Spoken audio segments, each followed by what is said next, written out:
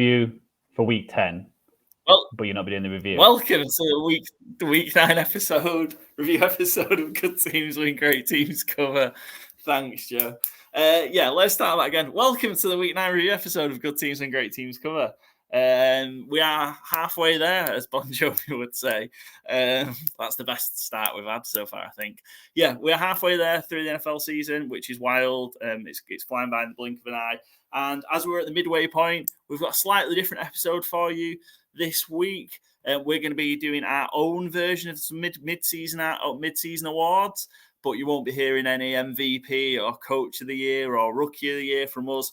We've got our own alternative awards. To give out or to nominate, and then you'll be able to go onto our Twitter page afterwards and vote on the poll for who's going to win our mid-season alternative awards, unless we have any unanimous picks, which I don't think we will do. So look out for that.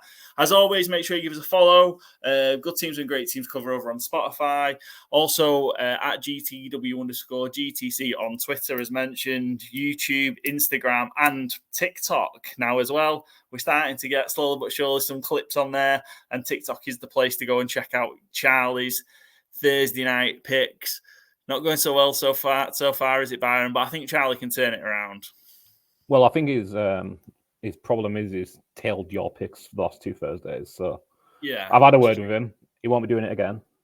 Fair. He seemed apologetic. So I think this week we're, new week. Yeah. See if we can go 1 and 2 for Charlie and start turning that record around. On top of our mid-season awards, we'll also be reviewing our FourFold challenge, our ATS picks, review our best bets. We had a pretty good week, really, and we were due a really good week. I certainly was after numerous losing weeks. We turned that around and hit some pretty big bets as well this week, which was good. And we'll also take a look at the winning Fantasy Gameday lineup before previewing a rancid Thursday night football. I think that's the only fair word to describe it. So let's get into it. We're just going to jump in. We're not going to do our massive in-depth game previews, but we're going to touch on them as we go. So let's start with our FourFold challenge. Mixed week for us. For us, I think. So hang on a second, Joe. When I win the week, where's my crown? Well, since you don't, pay attention to podcast shows and losing side, the crown comes on the post, never on the podcast. Right, okay. Sorry. Okay, so I'll look forward to my crown on the Instagram post later. Exactly. So I won the week at 3-1. Shot myself in the foot, really. I shouldn't have taken the risk on Stafford playing or not playing, and I should have gone with the Commanders +3. That's what I should have done. But 3-1, so a good week for me. Byron 1-2-1 with a push, which was a rancid push, which we'll talk about. Joe, you were 2-2, and then I guess Johnny Cruz was also 2-2. So let's start running through. Let's start with the favourites. I took the favourites. The Chiefs beat the Dolphins in Frankfurt.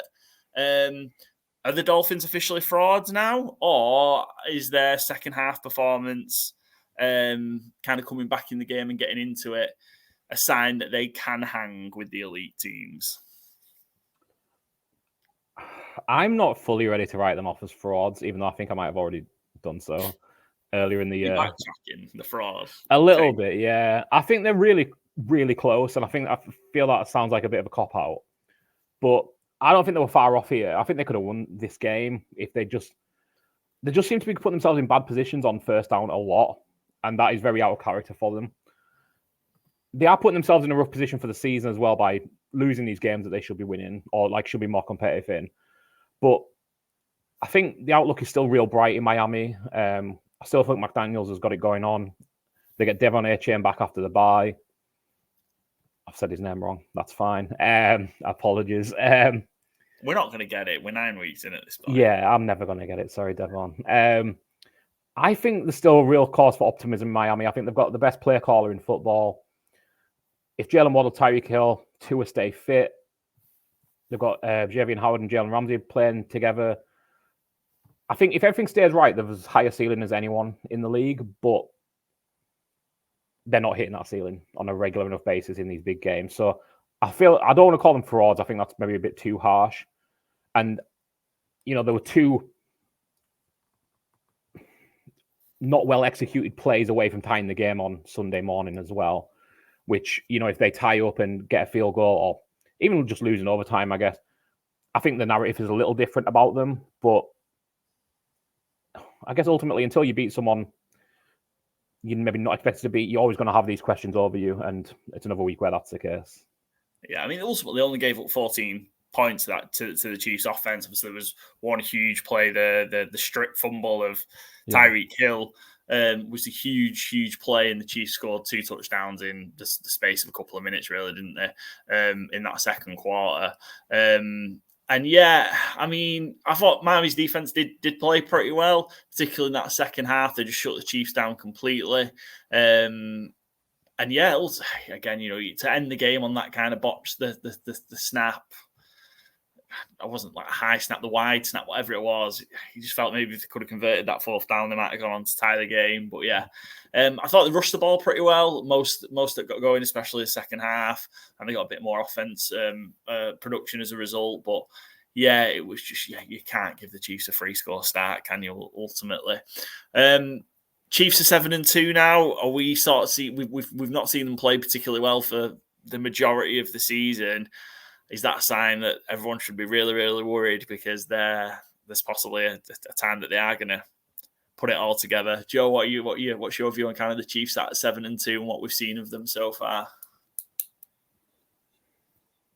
Yeah, it's a weird Chiefs team because they're probably one of the best defenses in the league, and it's the offense is just struggling. And you normally say it's the other way around, but it feels like what the Chiefs always do. There's always one side of the ball which is not great start the season and going on, and then suddenly it gets near the end and playoff times, then they're suddenly ticking. And I think there's certain teams I think can beat them. I don't think they're invincible like previous years going into the playoffs, but it's still the Chiefs. You still got the best quarterback.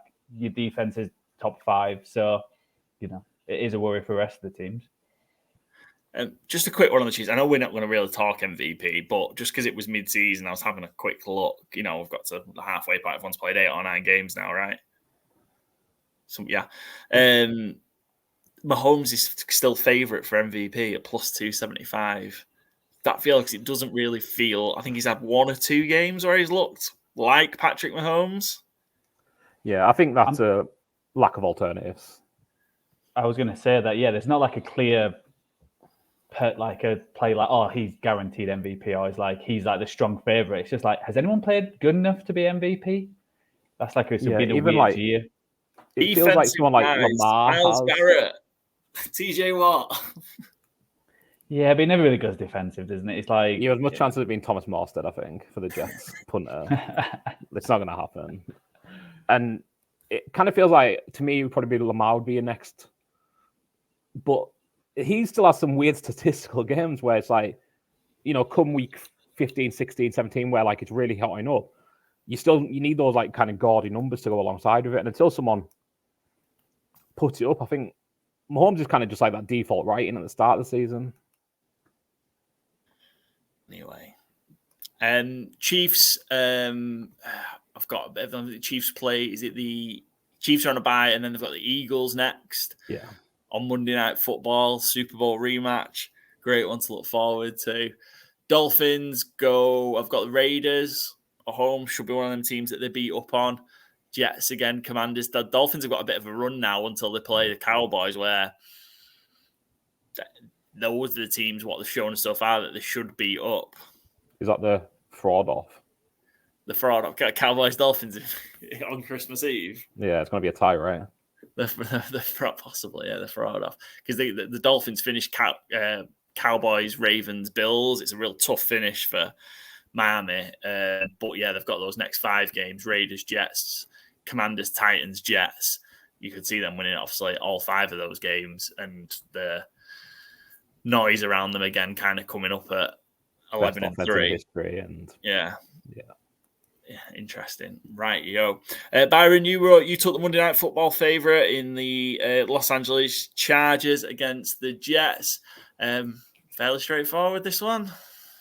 Yeah, 2 weeks in a row. Back in the Chargers as my favourite. They had the Bears the week before, and they had the Jets this week. And I mean, it feels a bit hyperbole to say, but like you get 2 of the worst quarterbacks in the league Tyson Bagent, Zach Wilson. I know that we keep getting more and more bad quarterbacks in every week, it feels like. So maybe they're more bottom third than absolute pits of the league, but like they are still really not NFL caliber quarterbacks. And the Chargers, for all their warts and not perfection, they're a competent enough franchise to beat really bad teams. So yeah, it felt like an easy call for me. Jets were about as bad as you expect. Wilson maybe had statistically a better game than Justin Herbert. Justin Herbert's had a weird couple of weeks as well, where he's not looked like I would hope, certainly. He was one of my MVP picks to start the season, and he's certainly not fulfilled that. It's an odd stat line, isn't it? I've just got it here. 16 of 30 for 136 yards, no touchdowns, no interceptions. Yeah, and like it just felt like the Chargers just like a bit like the Bears the week before, just like super like just get the win and go home. Like not really what you want to see on prime time, I would say. But you know, it's not their job to entertain necessarily, I guess. But it just felt clunky, played down to their opponents, but were never in trouble of losing the game. It was always well in hand. If it had got a close game, might the Chargers have had an ability to step up and, you know, put the foot on the gas a little more, hopefully. But the Jets just, with Zach Wilson, with that line, they're not a competent NFL franchise right now. That defense can only do so much. And I feel for Garrett Wilson, who's, you know, out there getting open and getting no passes worth, you know, worthy of the name.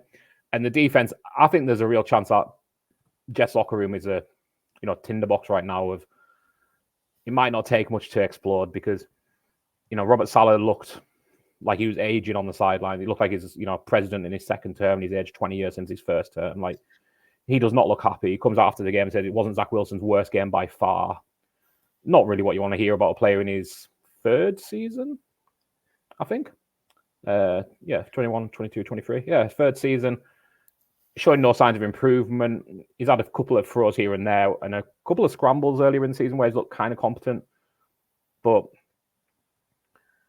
I think you have got to ask some real questions about, you know, Joe Douglas and Robert Saleh. Just the, you know, kowtowing to Aaron Rodgers and going into the season with Zach Wilson as your only backup for a 39-year-old quarterback is, I would dare say, it's negligent. And like the inability to go out and get a Josh Dobbs, to go out and get Carson Wentz, who's just signed with the Rams, to go out and get any function of a professional quarterback. If I was a defensive player on this team, I would be fuming. You know, you can't do it all every week. You're playing a really tough division. You've got a tough schedule. And you've got what looks like a kid who can't be replaced for no reason at quarterback, regardless of how bad he plays. I think it's, like I say, I would call it negligent team building. It's just... The Jets' defense on Monday night against what is quite a potent Chargers offense recorded 5 sacks, an additional 4 tackles for loss, and 6 pass breakups. Yes, they didn't turn over the Chargers, but they can't really do much more than that to keep. They did force a couple of fumbles, right? I'm guessing the Chargers must have recovered them. But like, what do you expect them to do? Yeah. I think the more and more it goes on, I think Robert Saleh might be looking at his last year in New York as well, because he just, you know, you pin everything on Aaron Rodgers and he goes down and you just say, well, that's the season. It's not acceptable. Yeah. I mean, 4-4, they're not out of a wild card race. Chargers are also 4-4. Joe, I mean, where do we say? Do we think this is they've got a couple of wins that are expected against the Bears and the Jets back to back? Can the Chargers start getting some momentum and kind of cement a wild card spot in the AFC? I'm not sure. They're a weird team that, like, it's one of them teams you expect there to be like a powerhouse, especially like on offense. But when was the last time you thought, oh wow, Herbert's had like an awesome game? The team's had it. I think, you know, they started off well against the Dolphins. I know they lost that game, but like the last 3 or 4 weeks, it's just been like, you know, like you said, they just beat the Bears, but did they really blow the Bears away? What other teams have done? They beat the Jets, but again, they have to get a punt return to get them going. So, you know, they've got a tough game next week against the Lions. I think that's a good test for them to see what the offense is like, because, you know, we all know how bad the defense has been. So if the offense is not firing as well, it is a worry. And again, I think it's similar to the Jets. If they don't make the playoffs this year, that could be a new regime coming in. Because even like the running game, you think like, oh, Eckler's back, they'll sort that out. And it's just not been. It's not obviously what Kellen Moore got brought in to do, and it's they've been a bit disappointing. So, looking at the schedule, it's not horrendous. The next 6 games have got, I think, Lions and Ravens are the tough ones, but then they've got Packers, Patriots, Broncos, Raiders. So, if you win 4 out of 6 of them, then you're definitely in the race, and you're definitely in there. But is it a team I'm thinking, oh, these could go for a long run in the playoffs and win the Super Bowl? No, because I don't think they're special either side of the ball at the minute. I think the offense can change and be special, but that defense has not been great the last few weeks. I know they did all right the last 2 weeks, but when you're playing the Bears and the Jets, if you can't stop them and keep them low scoring, then you are in trouble. So yeah, they're just like a meh kind of team. They might get a 7th seed, but out the first week of the playoffs. First week, yeah. Are we looking forward to the you mentioned the Chargers? The Lions should be a good game. What we've got saved up in prime time for next week, I mean, we'll talk about it on the preview, but the Jets have got Raiders on Sunday Night Football. I can't believe they've not flexed this game out. We've been treated to last week with 4 huge games, and then the primetime games we've got this week in general are just absolutely disgusting. Yeah, we've got 3 real good games this week, and they're all at the same time. Yeah. Perfect. Well done, NFL. Jets Raiders on Monday Night Football. On Sunday Night Football. Can't wait for that. I think I'm going to skip that. I'm not watching that. I'm the same with the Germany game. I'm like, yeah, I'm going to stay in bed for that one. Colts Patriots, yeah. Right, yo. Joe and Johnny Cruz both hit on the Philadelphia Eagles. First of all, it wasn't comfortable, was it really, Joe? The Eagles super comfortable, Easy. Yeah. No swearing whatsoever. We'll start with, I like to let you go first when it comes to Cowboys talk, but we'll hear from me and Byron shortly. But what did you make of it then? Kind of as you've got kind of obviously 49ers should as one of the top teams in the NFC. What did you make of kind of watching 2 of the other top teams go head to head on Sunday? Well, I think the Cowboys actually proved something that they can stay in these games. I think if it was like a blowout like it was when they played the 49ers, then again they would be a fraud kind of team. But to push the Eagles, who I still think are the head and shoulders above everyone in the NFC at home. They were like 1 yard off from getting that touchdown from the tight end. It's positive for the Cowboys, but you've got to start winning them kind of games. I think it'll be when they play them at home. I think that's probably the most important game, because I think if they lose again, then it's like, they're going to go in no confidence going into the playoffs. I think this has helped them in that way to know they can compete and they can do something in the playoffs. But you got to start, if the best teams win them kind of games like what the Eagles do, where again, they didn't play the greatest game. They weren't like, wow, the Eagles of last year, but, they're flying high in the NFC with a couple of games in hand over the Cowboys and everyone else. I think it's positive from both sides if you can come out of that way. But I think especially with the Eagles games coming up, if Cowboys could have won that game, then they could have been in the driving seat for the NFC East. But now it's a little bit more trickier. Yeah, it was rough watching because I thought the Cowboys, especially to come back in the game, they were 11 down, weren't they? And I just kind of the way it went, you just sort of saw that you had 2 real chances, and it's just a difference of a couple of key moments not going your way, matter of inches, and you end up 28-23. Byron, go on. What was your thoughts? I know you were there. What were they watching it along with the rest of us Sunday night? Yeah, I thought we were just going to have Joe and Johnny Cruz talk about this game, but I mean, kind of the same. I'm but like, it feels like Tony Pollard is like, it's become a bit of a talking point recently, but like, he does not look. We've talked about it a few times. Like, he's just getting kind of maybe too much work, and he's just not shining. There's a lot. It kind of feels like, to what Joe said about the Eagles winning games, like, feels like the Cowboys need to be 100% to win these kind of games. And, the 49ers and Eagles and other good teams that Dallas do lose to on a far too regular basis can get away with being at 75, 80% and just they have enough to get over the line. And Dallas need to basically bat a perfect game to do that. Not super promising for the rest of the year, but I think the number 2 in the division is going to be obviously locked down. Wildcard spot's going to be locked down. It's just going to be what happens after we hopefully beat the NFC South team on the road. That's kind of what the season is now. You're not winning the division. Not much else to say, I don't think, really. Huge win for Philly. And a shout out to Jalen Hurts' body.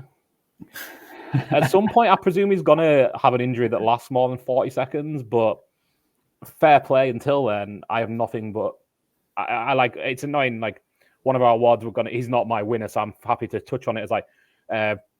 somebody who's not on my team that, you know, I respect or love or whatever the phrasing is on the actual award. But like every week I seem to see Jalen Hurts' knee go in an angle that he shouldn't. And like he limps off the field or, you know, stretches it a little. And then he plays like he's rubbed magic dirt on it. And it's really admirable. I like an awful lot about Jalen Hurts off the field as well. He seems like a genuine leader and a real like level kind of guy. You know, you don't see him yelling at his teammates. But yeah, it's crazy to see how that knee just...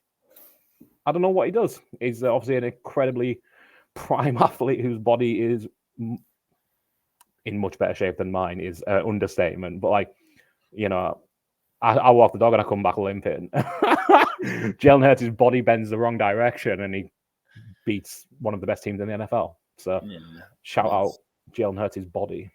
I would say the Eagles did get the look of the bounce. It felt like they fumbled it a few times and somehow they recovered it. So it's that little thing. And I understand 2 or 3, I think. Yeah. I understand about the second place. But when you look at the Eagles' schedule coming up, like they are like 2.5 games up, but they've got the bye and then they've got Chiefs, Bills, 49ers, then the Cowboys. You know, if they lose 2 of them games, so you're going into... I would pick them as favourites for 3 of those games, though. So, like, they might still lose 2 of them, but, like, I think compared to the Bills right now, the Bills are going in the wrong direction. I'm not going to touch on the Bills in a wee bit, but, like, and the 49ers are 3 games in a row. I'm not trolling. Is it 2, 3 games? Like, I know they've had a couple of bad weeks, and they've had a really good time by. So, you know, that could be a closer game. But I don't know if I'd have the Chiefs as a big favourite against the Eagles, because it just seems like... But yeah, it is 3 tough games. I definitely take your point. And I just don't really trust the Cowboys to like even capitalize, like because they have to win the rest of the season. Yes, so I think the games for Cowboys, they've got some cupcakes. They've got Giants and Panthers coming up. Then they got Commanders, Seahawks before the Eagles game. But it's like the last 4. It's like like the Bills, Dolphins, Lions to end it. But if you can beat the Eagles, and you know if the Eagles do drop a couple of games, just to put some pressure on them, I don't think it's over. I still think Eagles will win the division because I can't see the Cowboys going. I think they've got to go straight through and win every game, possibly. You'd probably have to finish. You'd have to go 14-3. Yeah, and probably win some sort of tiebreak, I guess. I feel it was just a real missed opportunity because the way the game was going, kind of towards the end of the second quarter, third quarter, it looked like kind of Philly had taken over and Cowboys were out of it. Cowboys defense stood up massively, and particularly in the fourth quarter. What was it? Punt from Philly. And they dragged themselves back into it. And the thing is, they weren't massively out of it, but it was just a key play. One drive stall where Gallup dropped. He was wide open. A drop that stalled the drive that led to a punt that then made it a 2-score game. The Shoemaker, wasn't it? On the goal line, inches. Dak stepping out about that. I was real angry at the time, but then I saw kind of the angle. He just ran out of room, didn't it? Yeah. Dak on the 2-point conversion, which makes it a 5-point game. But there was just the one thing that really, really frustrated me was they got in the position to win the football game. 1st and 5 from the 6-yard line with 30 seconds to go, 40 seconds to go. And where did the last play get thrown from? I'll tell you. So let me I'll run you through the drive. So it was Dallas were 1st and 5 at the Philadelphia 6 after an encroachment penalty with 27 seconds to go. From that point, you should have 4 shots at the end zone. You should have 4. There's enough time to take four shots into the end zone. Throw it away if you need to. but you stay, you don't go backwards there. And if you have 4 shots, Dallas win the game because they, you put 4. If you don't, you don't. But yeah, it's excusable. You put 4 on TD Lamb. The way it's going, they're still not covering him because he was on a monster game. But point being, I think you've got to win the game from there. They then went sack for -11 yards. The decision to not spike the ball and just run 4 go routes or whatever they did and launch out of bounds. And then delay game penalty, and then you were 3rd and 26 from the Philadelphia 27. And you're thinking Pollard snap it? But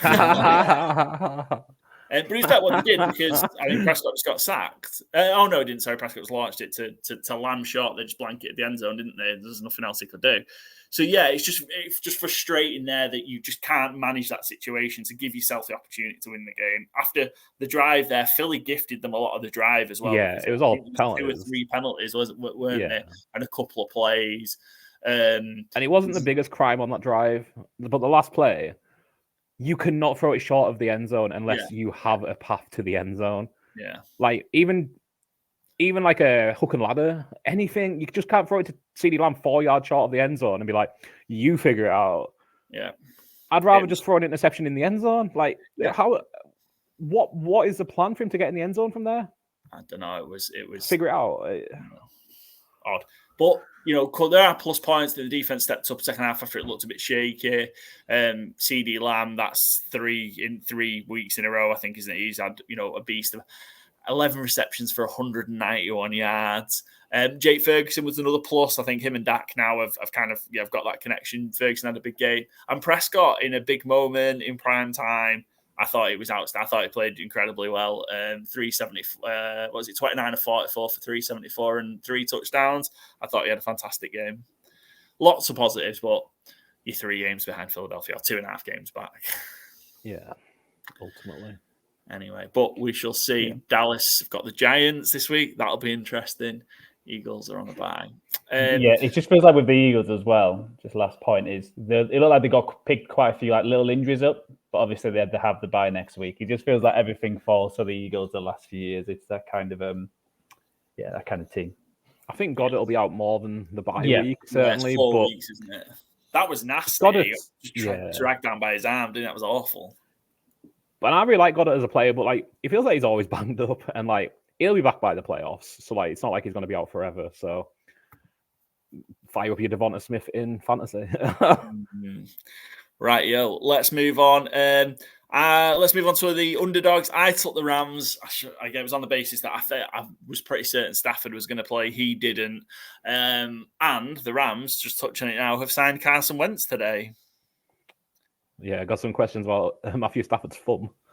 Did you Baker Mayfield? Is that what it is? Could be. Carson Wentz. That'd be interesting. Let's see if he starts. The Rams are on a bye, so we shall see. But the Rams, went down, lost by 17, 20-3 at the Packers. Yeah, I mean, again, not much. The Packers still didn't look great. I was going to say, if Matthew Stafford did play, I think this would have been a good call. Yeah. I didn't expect Matthew Stafford to play, though, ever. Yeah. So, I wouldn't have put it as my pick, but the Packers don't look convincing in any way. I was about to say, I would be curious if they were actually underdogs. If Staff, obviously when we did the line, they were underdogs, so Staff's still up in the air. But I think if Staff would have played, I think they would have been the favourites, like you said, because the Packers have been horrible. But I'll give you some simple reports. So out of the 14 games, only 4 of the underdogs actually won this week. Oh, tough week for the underdogs. Yeah, it's a tough one. And they're all pretty close as well. So, I mean, there was one that I put an awful lot of money on that came in, so that should have been the pick, really.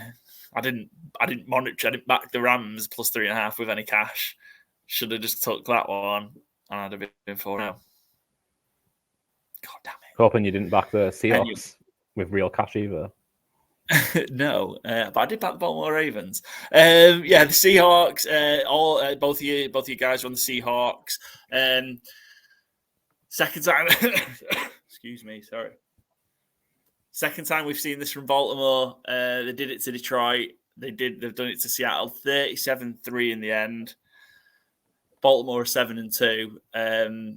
just a real clean game. So much so that we saw Tyler Huntley in for quite a considerable period of time.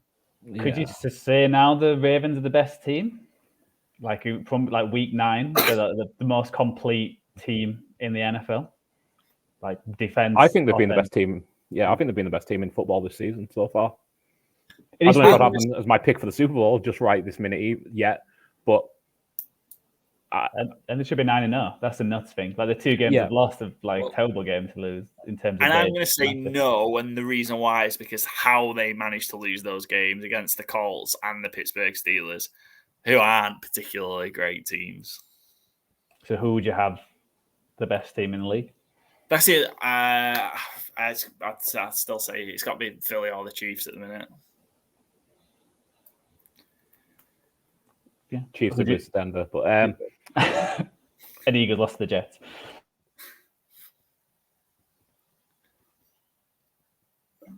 But fair enough. Yeah, that size for TikTok. Yeah. Just talking about, like, you've said this a few times, Paul. I'm never gonna back the underdog at Ravens for the rest of this season because they're the only 2 games I've lost backing an underdog, and the difference is 57 points just for them 2 games this year. So I'm like, I'm never going to go. They could be playing the Chiefs at home. The Chiefs are +10. I'm staying away from that because somehow the Ravens just absolutely is bad. Any NFC, well, if they're playing an NFC team, just at home. Well, that'd be it. They've played them both at home now, haven't they? So I guess that's it for the year. It's interesting. The Ravens are interesting because they are so. I don't know, but they operate on the extremes of things particularly around when they are the favourites. Or when they play the NFC, because if they're a favourite home against an AFC team, they don't beat them by 30 odd points. It's personal. It's just what they do. They are finding a way to not cover that game. So yeah. Anyway, but yeah, they'll look good. Seahawks. I think I might have said this just to go back to a preseason take that Geno might struggle. And he's going to regress, and that's going to lead to the Seahawks regressing. Are we starting to see that? Yeah, a little, yeah. In his first 4 games, he had 1 turnover. In his last 4, he's had 4. I would say the line's been, and it's been battered, and they had a horrendous game against the Ravens. So, you could have had anyone probably back then. He's one of them quarterbacks who just holds on the ball too long. And when you haven't got a great offensive line, it's not a recipe for success. And it seems like this year he'll just do like some stupid.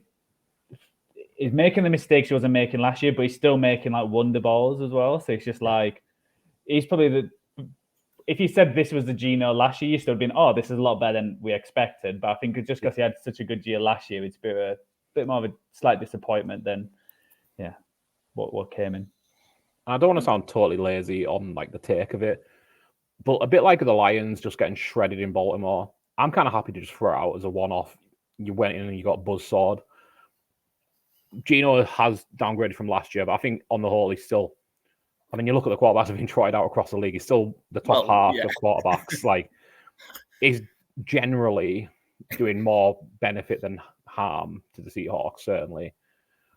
And games like this, I kind of just want to wash my hands off a little. Like, give my props to the Ravens. Kind of discredit Seattle as an overall, but I just don't want to kind of bet in too much of like taking takes away from what is just like he just went in and got battered completely from every angle. The Ravens had 4 players with more rushing yards than the Seahawks managed in the entire game. Like they just got destroyed across the board. And when that starts happening, it just feels like, again, the Lions, I think, are a really well-coached team. I think the Seahawks are a really well-coached team, but neither of them had any kind of answer to what Baltimore brought. And, we said it a few weeks ago about both of Baltimore's coordinators being... I don't know if the coordinator of the year is a fictional award or it's a real award. I think it used to be a fictional one. It might be a real award now. But both of them should be on the shortlist for it, and they'll probably both be getting head coaching consideration. I don't know about Todd Monken. It seems like he's had his turns in the NFL, but they're both doing absolute stand-up jobs, and it's not one of our alternative awards, but both of them would be in my consideration for coordinator of the year because there is no doubt they are maximizing everything they have there every week. It's incredible to see. I mean, just a couple of shout outs on the Ravens side of things. We saw Keaton Mitchell, my particular favourite of yours, Byron, have a monster game. Finally didn't back him, so that was good. Yeah, 9 carries for 138 yards and a touchdown. 5'8" as well. Yeah, and about 150 pounds, I think. Yeah, and I thought the Seahawks had been doing pretty well against the run as well, and obviously they got what did they get in? They got Leonard Williams. Yeah, Leonard Williams. So it's not the greatest when Mitchell and Edwards is just running up and down. Just But Seahawks on the flip of it couldn't get anything going. We saw Kenneth Walker probably have his worst game. I think he was 9 carries for 16 yards. Yeah, not good. Seahawks, their upcoming schedule doesn't look as favourable. I think now with kind of how things have been going. I think these are all tough games. So they've got Commanders. Maybe they'll get a freebie against the Rams, but it's in LA. Then they've got the Niners, Cowboys, Niners, Eagles. That's brutal. They might lose all those games. Yeah, I mean, I backed Pete Carroll for Coach of the Year after, I don't know. You may be right, Paul. Joe kept saying about the Seahawks going to win the division, and you were scoffing at it. And I was like, you know what? Joe's got a lot of good points here. I'm going to back Pete Carroll as Coach of the Year. And now, that's wasted. When did you do that? Last week? I think it was after the 49ers lost the first game. Okay. I think it was 50. It was as soon as I said it, Paul. It was like that guy knows his shit. So yeah. It was literally while we were recording. I don't know if you were doing a bit there, Joe, but yeah, it was literally while we were recording. I was like, he's making a lot of good points here. Let me get my DK account up. And yeah, I think it was like plus 40 to 1 or 35 to 1, thereabouts. And then they won the next week and the 49ers lost. And he was like 16 to 1. I was like, yes, this is such a smash. And I think it's 50 to 1 now. So yeah. Not looking great. That Commanders game isn't, and a Commanders in Seattle, but yeah, I don't know. Ravens roll on there, 7-2. You've got a couple of huge AFC North games. They've got the Browns and Bengals at home back-to-back weeks. They've already beaten both of these on the road. I think those are, if the Ravens can find a way to win both of those are division securers. I think if you win both of those games, if they win both of them, yeah. Division, yeah. And I mean, we have Bears, Panthers this Thursday night. We have Bengals, Ravens next Thursday night. Now we're talking. That's a Thursday night football. That is a Thursday night football game. Can't wait. I'm already looking ahead to that one. Never mind Bears, Panthers. Charlie, we're picking Bengals, Ravens 2 weeks in a row. Don't care. Nice. Right, let's move on then. Johnny Cruise's underdog was the Thursday night football game. Tennessee Titans, Pittsburgh Steelers. The Titans are +3, ended up 2016. I thought they were going to win that game at the end, when with Levis. I really did. I thought he looked pretty good again against a very tough Pittsburgh Steelers defense. I thought he passed his test despite the fact that the Titans lost the game. Yeah, I think it was just announced today that he's going to be the starter, that they've dropped Tannehill.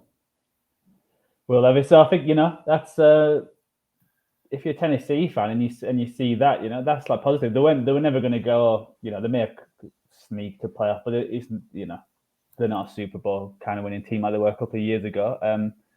So I think when you're supporting one of them teams, if you can see a young quarterback and he's showing promise, which I think he did against the Steelers, then happy camp and see how he goes the rest of the year. Even if they lose most of the games, if Will Levis is looking good, you just take that into next year, and I think it's all positive in that side.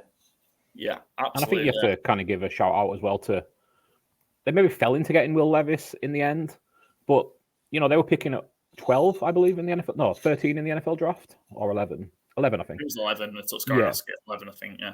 And they got Skoronowski, who I'm not going to call myself an O-line guru, but I don't think he's given up a sack this year. And by all accounts, he's very competent and looks real good.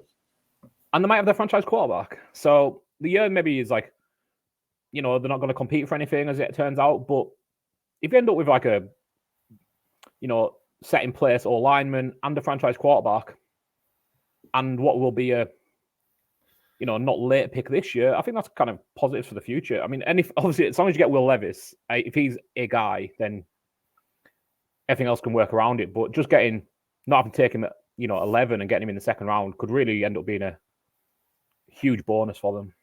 I think, look, what are they, 3 and 5? They're 4 and 5. 4 and 5? 3 and 5? 3 and 5. Yeah, 3 and 5. Sorry. 3 and 5. The schedule's very favourable. They've still got 2 games against NFC South teams in the Bucks and Panthers. They've still to play the Jaguars twice, which, I mean, the Jaguars are over on a streak, but that's going to stop at some point. Yep. Texans twice. They've still got to play the Texans twice, who can be a bit up and down. Yep.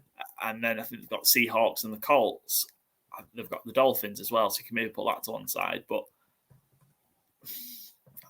they could get on a bit of a run.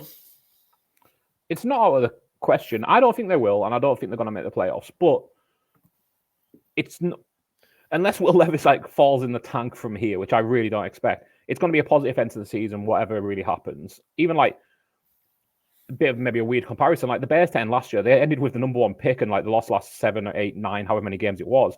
But it still kind of felt positive because you've got a quarterback, you've got good draft capital to work with. It's not all garbage.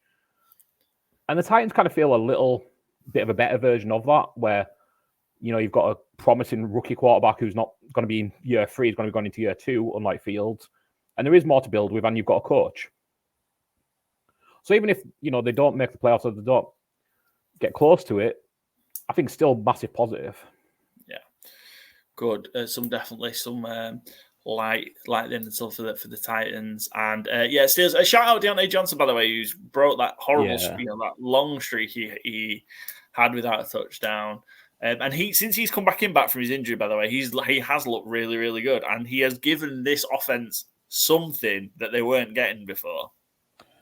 I feel like this game is kind of like my Tom Lynn's wet dream. The fact that it feels like every single week he wants to win. 2016, both being in the teens, be a scrappy game.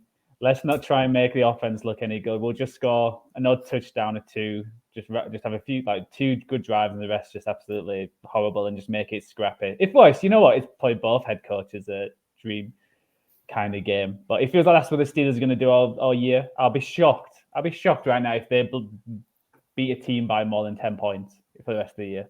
They could play the Cardinals and somehow not do that. Byron, can you clip that, please? Absolutely. The Pittsburgh Steelers are 5-3 right now, which is wild when if you've actually sat and watched them.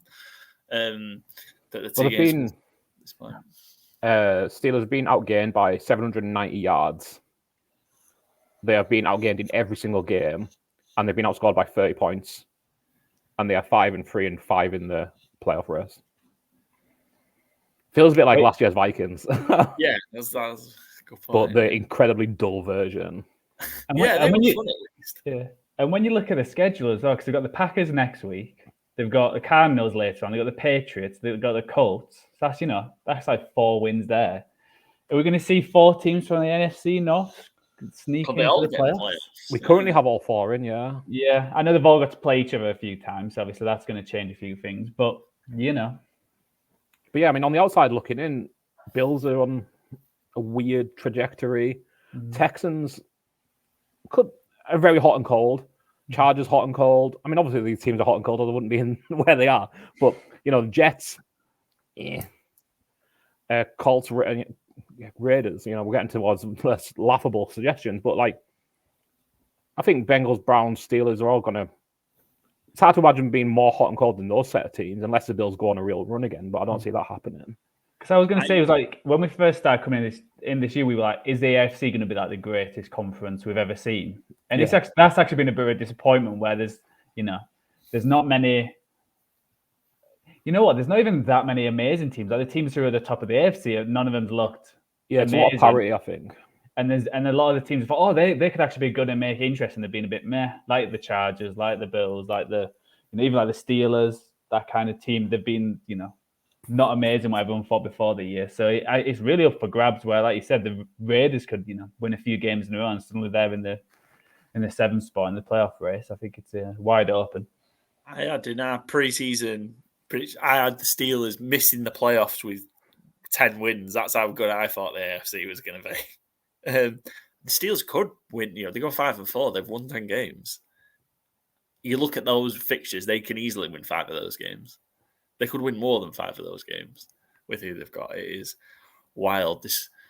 this may be the worst 10 or 11 win team if it ends up as that we've ever seen. Right, move on. That was Thursday. Old news, old hat. Let's move on.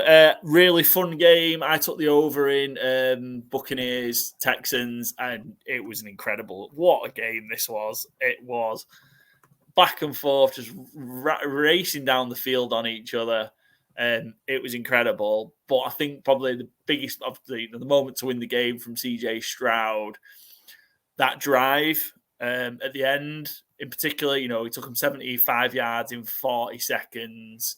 I think they had a couple of timeouts, but real incredible drive. And, we've been waxing lyrical about how good CJ Stroud's been to start the season. He was he was all that and more in this one. Yeah, I don't really know where you start and where you finish with the praise for him, but he was, I don't want to say he was flawless, but 470 yards, 5 touchdowns. He was the league leader in passing yards this week, which we'll probably touch on later, but he's been a little hot and cold, certainly, much more positive than negative. Feels like they maybe overthought or underthought the Panthers and their defense coming out of the bye, but this was an incredible game. I can't remember many. I mean, statistically, obviously, it's the best rookie quarterback performance ever, but even just like how he played rather than just the sheer numbers of it, I can't think of many rookie quarterbacks who've come out looking this poised, this polished, this, unafraid to go downfield at will. Tank Dell looked incredible. It was kind of weird to see Nico Collins had a kind of a quiet-ish game, 50 yards and a touchdown. I mean, not terrible, certainly. But from where he was earlier in the season, I thought he was going to come out as a real number one receiver, but they seem to be just getting it to whoever's getting open, which, Bobby Slowick is a Shanahan disciple. It fits perfectly into what the Shanahan role is of, you throw where the open player is. Dalton Schultz had another huge game, 10 catches for 130 yards and one touchdown. I'm a huge fan of Dalton Schultz, and primarily because he was great at the Cowboys, but and Noah Brown as well. A lot of time for Noah Brown. I think he's a real good option, real good guy, and he had a beast of a game as well. Yeah, nothing really went wrong. One thing that went wrong was really one of the most touching, maybe the wrong word, but like coolest part of the season. Kaimi Farban went down with injury, and Dare Ogunbowale comes in and just kicks a field goal. First kicker to kick a field goal since first running back to kick a field goal since 1979. Just incredibly fun. And when he kicked it and just seeing he kind of walked off no problem, regular day's work for me. And the sidelines going absolutely crazy. I thought there was two, I think, real human cool moments of the week. We will touch on one of the other ones later, but I just thought it was badass. How long did you take to practice that name there, Byron? Do you know what's weird? He's a player that I've had on so many fantasy rosters because weeks 13 through 17, he always ends up on a. I've won fantasy championship starting him because he always has a good game towards the end of the season, and not normally never as a kicker, not normally, never. But yeah, it's someone that's kind of been on my radar for years as he always seems to help me out towards the end of fantasy seasons. So would you get fantasy points for the kicks? In leagues that have kicking points, yeah. I enjoyed the special teams coordinator, going wild. Apologies, I've not got the name of the Texans special teams coordinator, but he was just his celebration once he'd seen that go over. More in relief, I guess, as well, but just the outpouring. Because as well, it's not just it wasn't just any kick as well. It wasn't just kicking a field goal. It was a kick to go 33-30 up in the fourth quarter. Yeah. Pretty late on. Well, what was late on? With 10 minutes to go? Yeah. Mm-hmm. It was a huge play and a huge kick. And while it was a chip shot field goal, 29 yards. Yeah, incredible stuff. What to make about CJ Stroud? He did this with this performance was with absolutely no running game. They ran it 17 times for 43 yards. Yeah, and it was non-existent, the running game. And even the first half wasn't amazing. It was and that's what I think what I'm more impressed with, that you see some rookie quarterbacks, and if they have a tough first quarter, you're okay, that's rest of the game. They're going to have one of these rookie performances. But it feels like with him, it's just nothing seems to bother him. Even like I said, that last drive when he came on the field, you're like, oh, it feels like they're going to score here. It didn't seem like any panic or any rush decisions, and I think that's probably the most impressive thing about him. It just looks an NFL quarterback who, there's certain quarterbacks where they come on the field with like a minute to go, especially going against your team. You're like, oh, they're scoring here. There's plenty of other quarterbacks. You're like, oh yeah, they'll not do that. On the flip side, Baker did it, which I was impressed with because he's a quarterback where I'm like, oh, is he going to be able to do this? But he took them down on the field as well, and he's like, oh, that was like a big surprise. But when it was vice versa, you're like, oh yeah, they're just going to score here. And shout out to the Texans as well for helping everyone cover who picked the Buccaneers at 2.5 for kneeling on that extra point. Yeah. Good teams and great teams. You'd be devastated if that was like you had a bet on that and that was to win, and you were like, oh, perfect. Oh, devastated. The 2-point knee. Such a weird player. But right in the context of the game, I guess. 2-point, Joel. Baker and the Bucs fully played their part in this. This is absolutely, again, probably this is just because of how fun it was. This is my game of the season so far. There's probably been some other ones that were really fun earlier on, but this was just a fun game to watch. This is exactly what you want when you're watching Red Zone in the early slate, a game like this, just popping off like every 2 minutes. It was brilliant. And Rashad White, another great game. I thought Baker played well, and Otton as well, his tight end kind of showed up. But I thought the Bucs more than did their part as well in this one. Texans at 4-4. I think they're well in the mix for a AFC wildcard spot. Again, if I'm not suggesting Stroud will play that every week, but if you can just get that consistency in his game, I think they're in a really good spot. A couple of tough games: Bengals, Jaguars, and Browns. But apart from that, there's a lot of games there they could win, and again, they could get to 9 and 10 wins as well. MVP? Could he get? I don't Rookie know, of the year is a smash, I think. Offensive Rookie of the Year, I think you can probably give them that now, right? Yeah. Unless Devon Achane comes back and is incredible rest of year, but that would be a huge shout.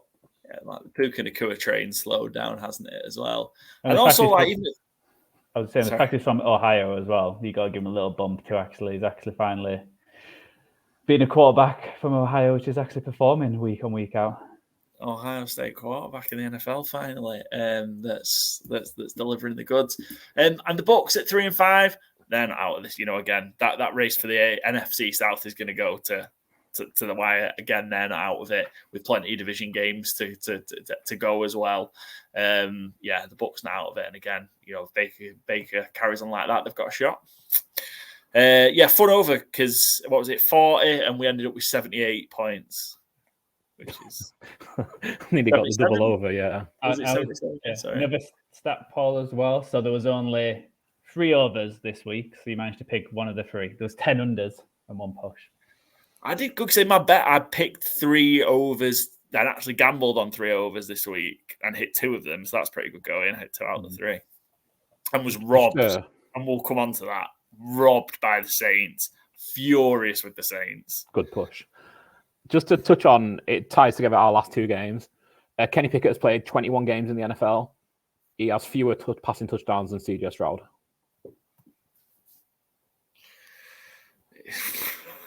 I don't have any comment, just that's a little fact. Just drop that stat in there.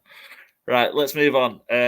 Commanders, Patriots, you were both on the over. It finished 20-17. I guess you guys were hoping for Mac Jones to lead the Patriots down to win the game.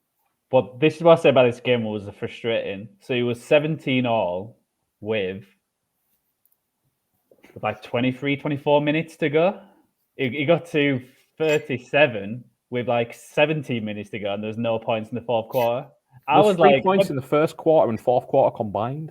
Yeah. So I was like, when he got to like 37, I was like, with another quarter to go, I was like, this is easy. This is easily going to pass. And then it just was like, the other team's got the ball. And then as soon as Washington got the ball, I thought, well, they're not going to really attack. They're just going to run it.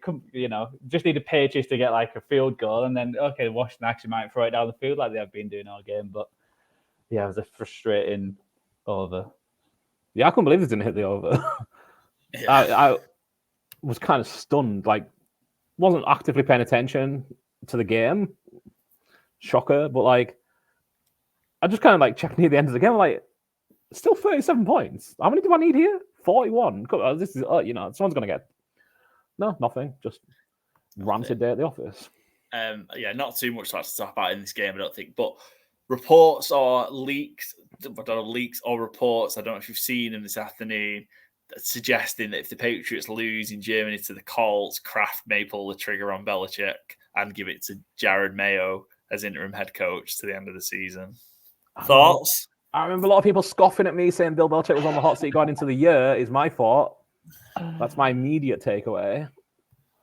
I'll be shocked. I'll still be shocked until it happens, just because realistically, he should have the longest rope for any coach. What he's brought them, to have one bad year, it's like, or it's even 2 years being the, Patriots. You're like, come on, get over yourself. You've won, 5? How many Super Bowls in the last 15 years? 6, in the last 20 years, yeah. At the end of the day, they can't really complain about it. There's plenty of teams who haven't won one since, early 90s, and, their fans are still going crazy. So, Very true. Maybe them teams don't have as high a standard as New England. Robert Kraft apparently not obsessed with getting a happy ending.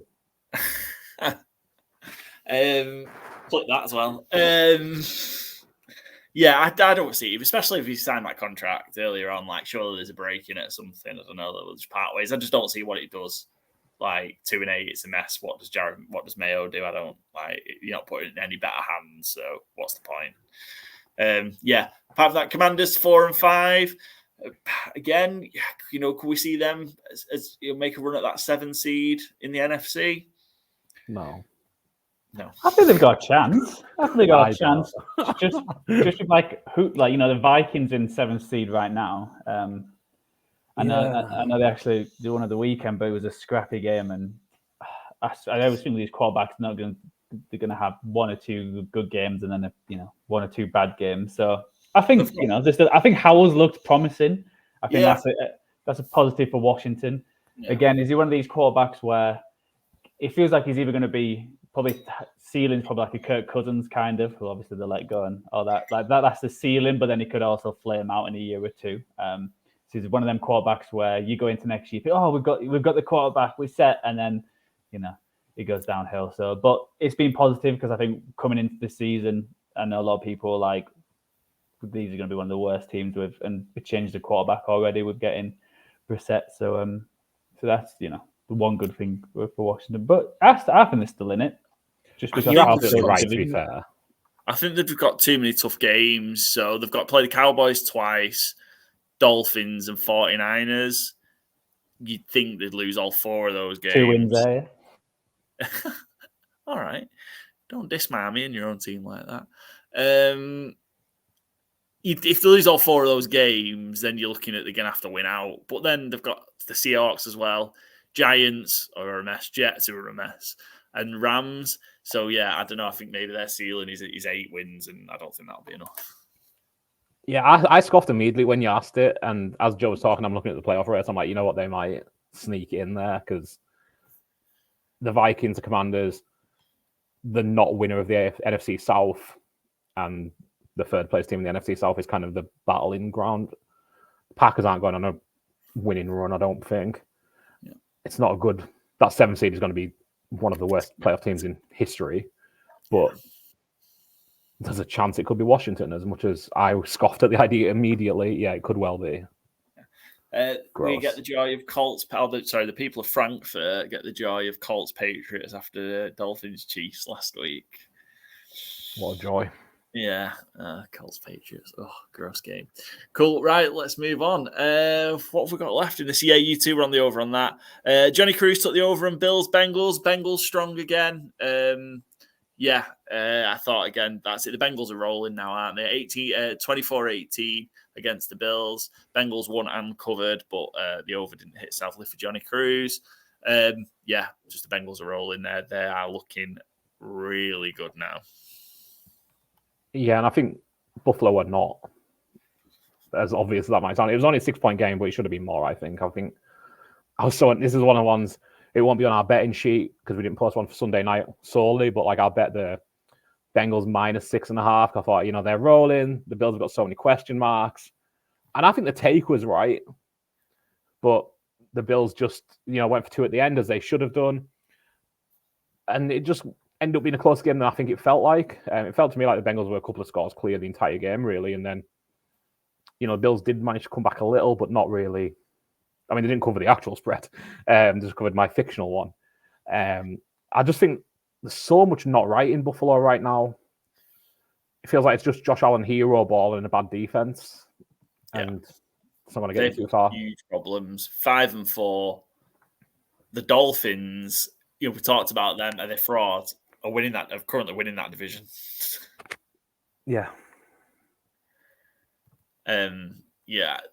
Huge problems. I said I was worried. I've sort of said towards the start of the season, I thought the Bills would still win the division, but I was really worried about them, and rightly so.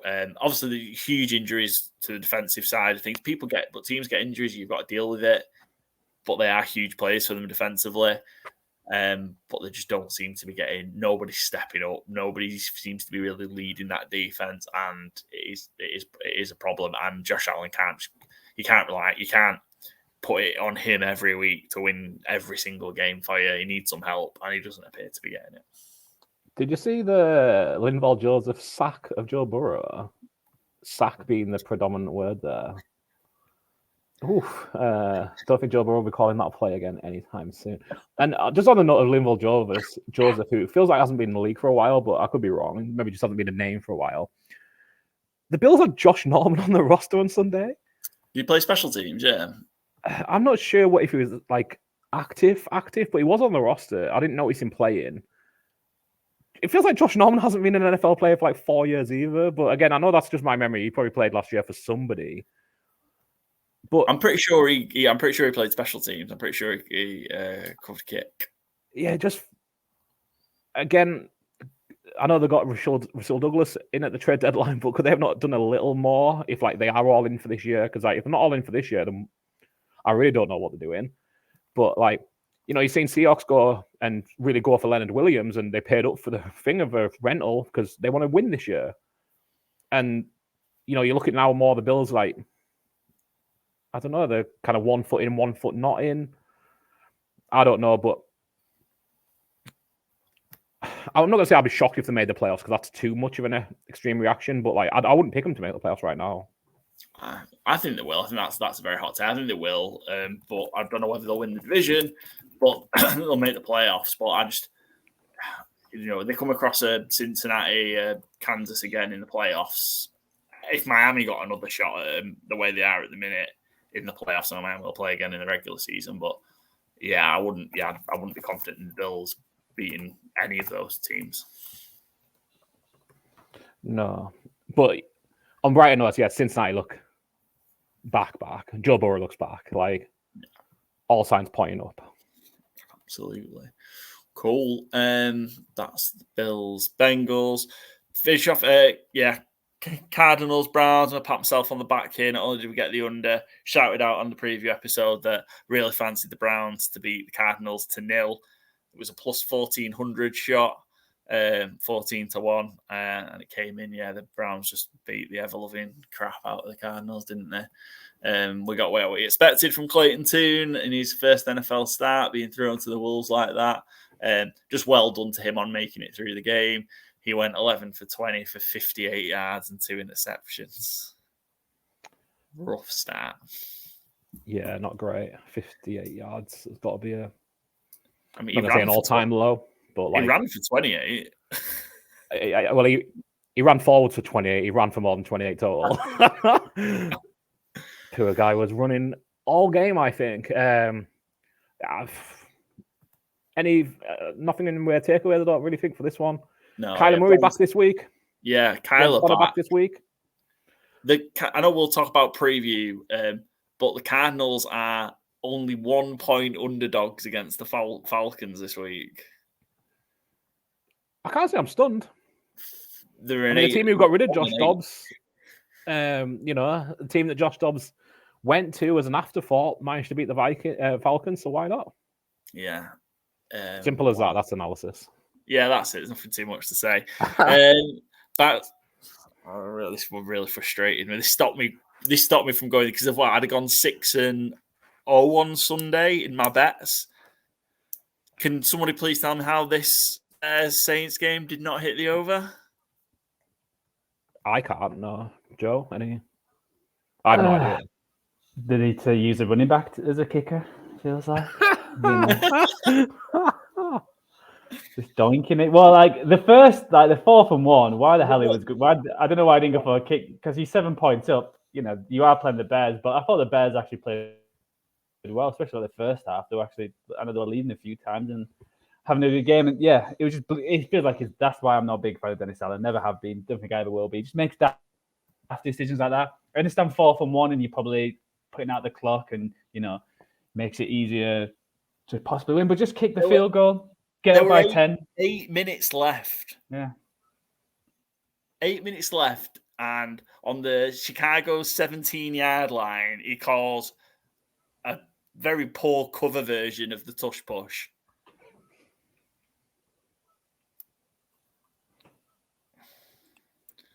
And if that wasn't bad enough, to then get the ball back, then kick it. What was it? Was it like a 40-yard field goal as well?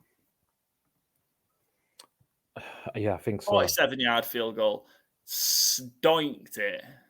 Did he doink it twice in that game as well? I think am I importing another doink because there was another doink.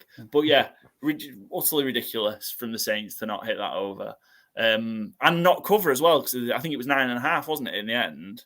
It was 8.5 on ours, but 9.5. So, the people people that have obviously piled on the Saints at that, furious. Yeah, if you're on the over or the Saints, minus 9.5, I feel your pain.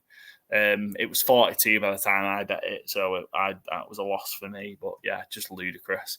Saints with a winning record, though, do they seem to be the most likely to go on and take control of that South and NFC South and go and win it now? I don't want to say no as a flat statement, but I think week to week, it's kind of be like who pisses the pants last between Arthur Smith and Dennis Allen. Maybe the Bucs sneak in there. It's showing out to be as an embarrassing division as we all said it would be in the summer. It's one of these is hosting a playoff game.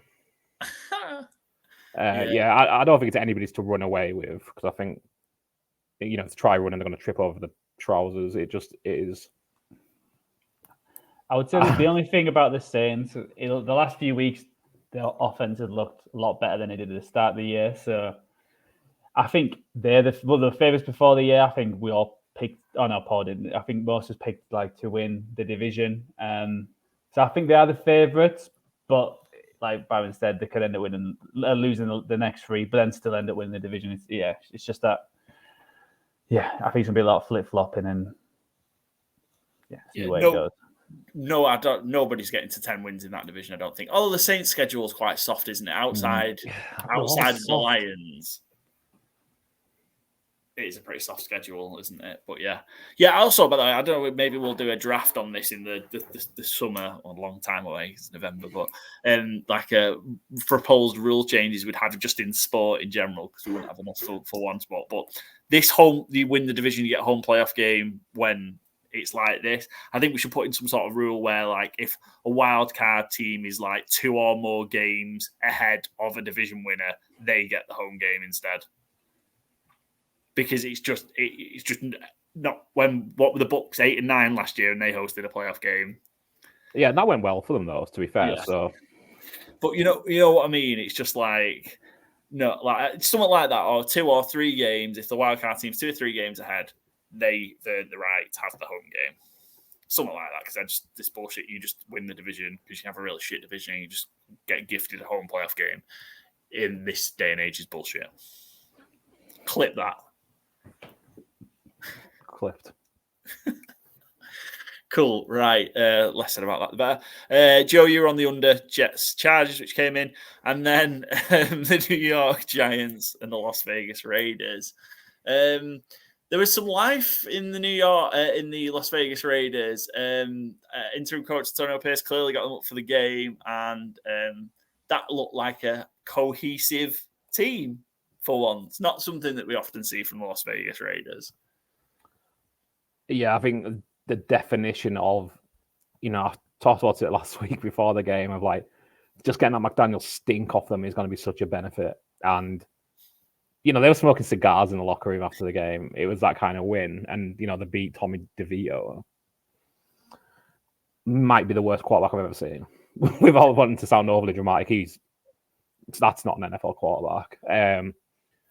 But yeah, Raiders look rejuvenated. I don't think they're going to, make the playoffs or anything like that, but the effect Josh McDaniel is like, I can't remember who it was about. I used to say it now, and I'm certainly not going to say it on a podcast, but like I used to describe somebody that we know as a charisma vacuum, because like just felt, I can't remember who, annoyingly I can't even remember who it was. I'll have to have a think. But like, was it Paul? No, it wasn't anybody in this call, but like it was somebody I'm pretty sure that we used to live in Leeds or something. And so I'm saying we know him. I don't know if you'll know him, Joe. It's a long time ago as well. But like it just felt like, you enter a room and it's like everyone is just like, oh fucking hell, like life. It wasn't me either. People might have said it about me. I don't know. But like, it comes in like it just feels like life drains out of everybody. And it feels like that's what Josh McDaniels is in a franchise. Like anything he could do to ostracize and upset and make the worst of any situation, he did. This isn't much of a recap of the game, I appreciate, but Antonio Pierce seems like he's a player's coach, which is very much what they need right now. I think someone who's going to be more rah-rah than hate everybody in sight. Did you hear I don't know if this is confirmed, so the story of the team meeting that Mark Davis had called, and Antonio Pierce talks about how every game you should go in thinking you can win. That's how we won the Super Bowl against the New England Patriots. We were the Giants, we were huge underdogs, but we knew we could win. We had a game plan to win every game. And McDaniel says, don't disrespect the New England Patriots that way, and then he gets fired. Don't know if that's true, but it's a good story anyway, regardless. And it's certainly the vibe Josh McDaniels gives off, whether it's true or not. Like it's so believable because that's how he is. I think the stories of the meeting have been like verified and true, whether that's what's said, isn't it? But they basically just had a meeting and all the players and coaches, a lot of the senior players, Devontae Adams, Josh Jacobs, just kind of went off on McDaniels. I think that made Matt Davis's mind up on that. Did you hear as well? I think, again, another sign kind of Pierce is going to kind of get the players bought in. And I don't know if this is common, and I'm guessing because of the reports it's not, but you got the guys on the practice squad to actually be on the sideline. You've kind of helped us prep for the week, being a scout team or whatever and things like that. And just brought him in. You are part of this team. Just because you're on the practice squad, you're still part of the team sort of thing. So, he's to turn that around so quickly is a lot of credit for him because there was a lot of bad vibes in that place. Speaking of bad vibes, the New York Giants, Danny Dimes gone down with an ACL, which looked horrible at the time. Like, when he kind of got back in, didn't he? And just as soon as he put his weight on that right leg, it just kind of give out from underneath. Not particularly big Danny Dimes fan, but you don't want to see that happen. I think the Giants blow this up and start again now. I think it's awkward because obviously they gave him the contract, so I'm not sure. It feels like the Giants just stick with what they've got if they feel like that kind of organization. So I can see them have a terrible rest of the year, but be able to convince themselves that Danny Dimes, if he was fit and healthy, would have been better this year. And I think they bring Danny Dimes back. It feels like when Eli, the last 4 or 5 years of his career, he was a bottom end quarterback, but they just brought him back. Obviously, he won 2 Super Bowls, so he had that clout, and Danny Dimes doesn't have that. But they feel like that kind of organization will just be like, oh no, but Danny Dimes, he had a good year before that. It was just a dodgy year this year. Let's move forward. So I think they'll give him at least one more year. I don't know. Yeah, he's on I think they'll keep the coach as well. Yeah, the Giants could be in play for I'm still going to say it's A top Caleb 3 Williams. I'm not convinced, but the Giants are in play for the number 1 overall pick here because how are they going to win a game? They're definitely in play for a top 3 pick. Even if they fall into a win or 2. How are they going to win a game? Like the teams they've got, maybe they beat the Patriots, but they've got the Cowboys, Commanders, all, I know they beat the Commanders before, but now you've got no quarterback.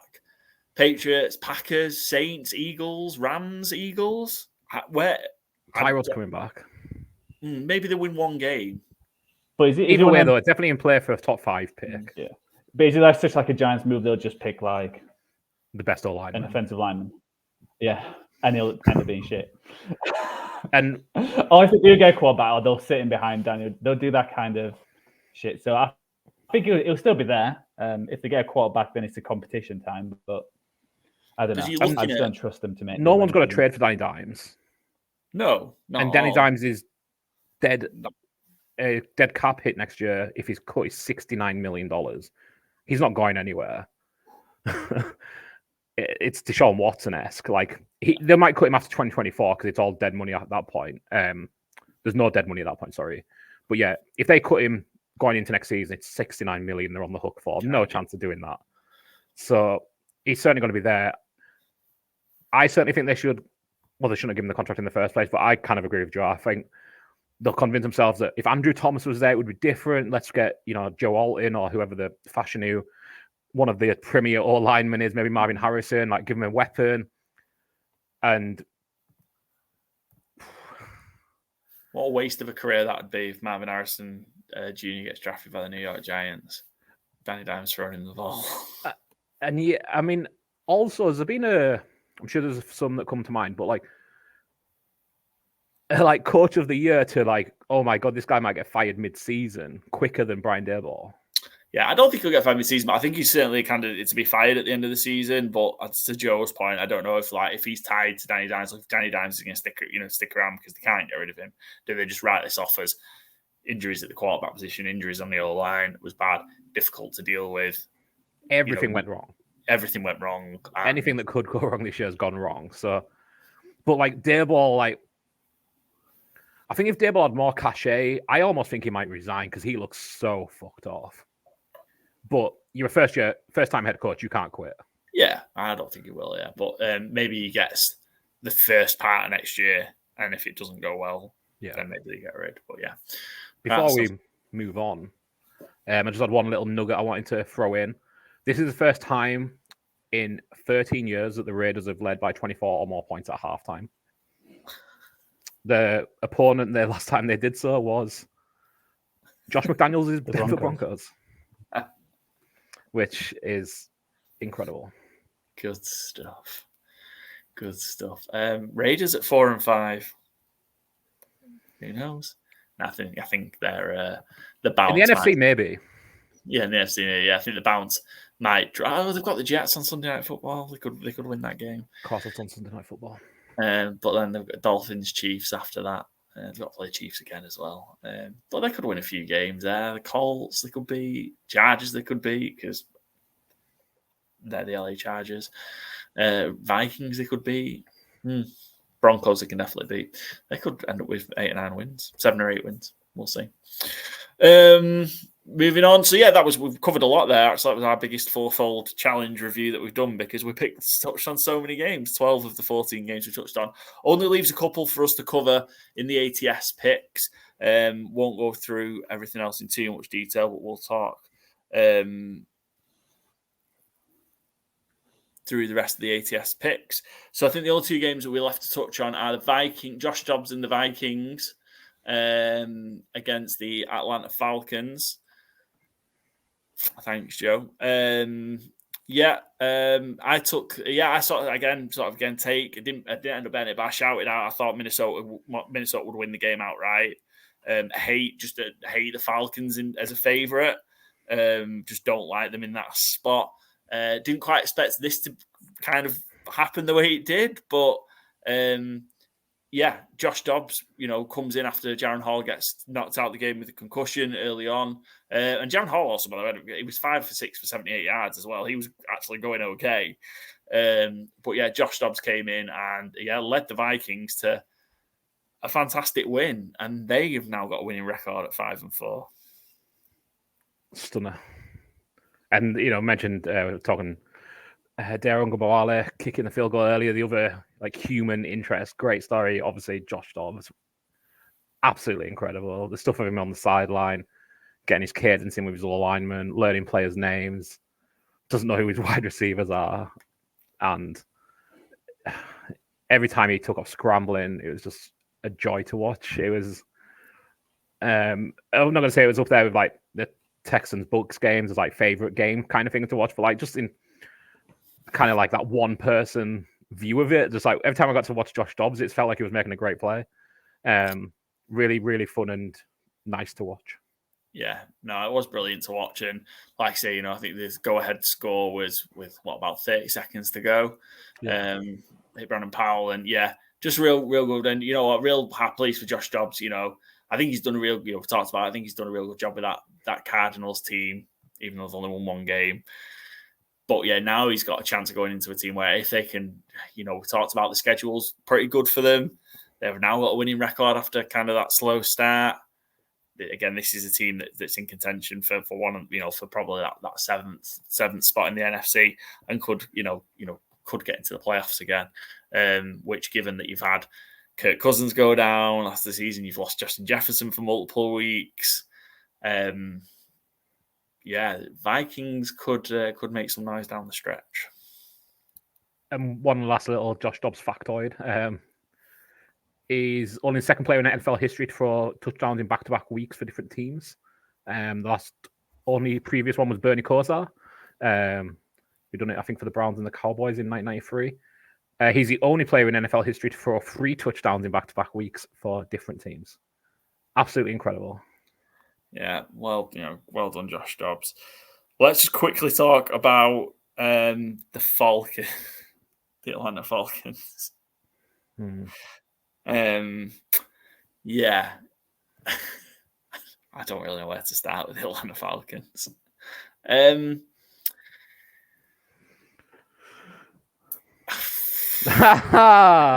Lost at sea. Clip that. Yeah. What is Arthur Smith doing? He shaved his mustache. Well, first mistake. Not his first mistake. His most recent mistake. I don't know what is going on there. I can't wait for him to get fired, and I hope it's this year. They've got 3 top 10 skill position players, and they do nothing but give the ball to Tyler Algier and Jonnu Smith. And Jonnu Smith had a great touchdown that was schemed open for him. It was a great touchdown. But I don't know what they're doing. I don't know what the plan is there. It's staggering. Have you seen his quote? I think it's from today. Is it how he's so much better than fantasy players? Because that's what 90% of what comes out of his mouth is. No. So this is his quote on B. John Robinson's role. Oh, yes. Sometimes his impact away from the ball can open things up. 8th overall pick, right? Yeah, what? And the best decoy in the football. Yeah, how many games do you think that B. John Robinson so far has had more than 15 carries in? 15 or more carries in? I would put the over under at 1.5. I don't know what the over is. It's a good line. Is it 2? It's under. It's 1. Why take him 8 overall? I don't know. Unbelievable use of resources. And what we've seen, obviously, in fleeting moments from B. John is that, actually, he does have the ability to take over a game, but you need to get him going. And you can't get him going if he only carries the ball 11 goddamn times. Did not fumble in this game? Yes, 1 fumble. Lost 1 fumble, yeah. Yeah, because I think that's why when Algier there. Who looked, yeah. Well, no, he looked pretty decent there, Algier, the last drive before Vikings went there. But no, yeah, I think it's just everyone came into this year saying, "Oh, they're just going to run the ball. They're going to be a great running attack." But it feels like they've just stopped that, and then it's like, "Oh shit, yeah, we've actually not got a quarterback who can actually consistently throw down the field so we can't open running lanes. It just feels like this is not the 1980s anymore. You got to have both, you got to attack both sides, running and throwing. It just feels like they just haven't got that. And they didn't, you look like, I just think players, and I think it was bad timing, but why don't we just go for like Tannehill or someone like that, with him obviously being dropped now, and just having someone who's competent at actually throwing the ball. I know Heineke played okay, but again, he's one of them players where he'll have a lot of highs, a lot of lows, and you don't really need that for a team like the Falcons. Yeah, if they're staying, and I might even just take it now while we're talking actually, but if later in the week, if the Falcons are still a minus number going on the road at the Cardinals, I'm going to hammer the Cardinals. And in fact, I might even take the Cardinals minus points as well, just to get some better odds. Yeah, because that could be a real like big occasion with Kyler Murray coming back. Yeah, the Falcons are bad, 4-5, but they're bad. Right, that was so. Just a quick cover off then. So all three of us had winning records in our ATS picks this week. 8-6. I thought I felt a bit better than 8-6. 8-6 for me, 9-5 for Byron and Joe. Not to run through the games too much. I guess we've already covered them, but yeah. Good week. We had a good week as a show this week. Overall records for that, we've got me bringing up the rear at 65, 66 and 5. And in fact, I dropped a game this week. 74, 57 and 5 for Byron, and 75, 56 and 5 for Joe. So just one game in it at the top there between two. Hopefully I'll sneak up while you two are distracted with each other. Maybe. That's it for our ATS picks. Let's have a rundown of us bets, because we've talked through when we lose, because we lose every week in some way. But it's only right that we shout out when we have good weeks as well. Joe, I was double checking yours before. Maybe not so good for you. How did yours go? Yeah, not too good. I was still annoyed from Thursday Night Football, where I put on TJ Watt, Highsmith to get a sack, and Hopkins to go over 75 yards. At halftime, both had sacks, and Hopkins had 65 yards. So I thought, I'll not watch the rest of this game because it's easily going to come, and didn't get one more reception or anything like that. So started off the week bad, and then he felt I was like close to a lot of things, but just not quite. So, yeah, rough one. You had Hill reception yards, 8 times touchdown, didn't you? And then you had your treble, Colts, Commanders, Falcons let you down, didn't they? For a 6-1 treble.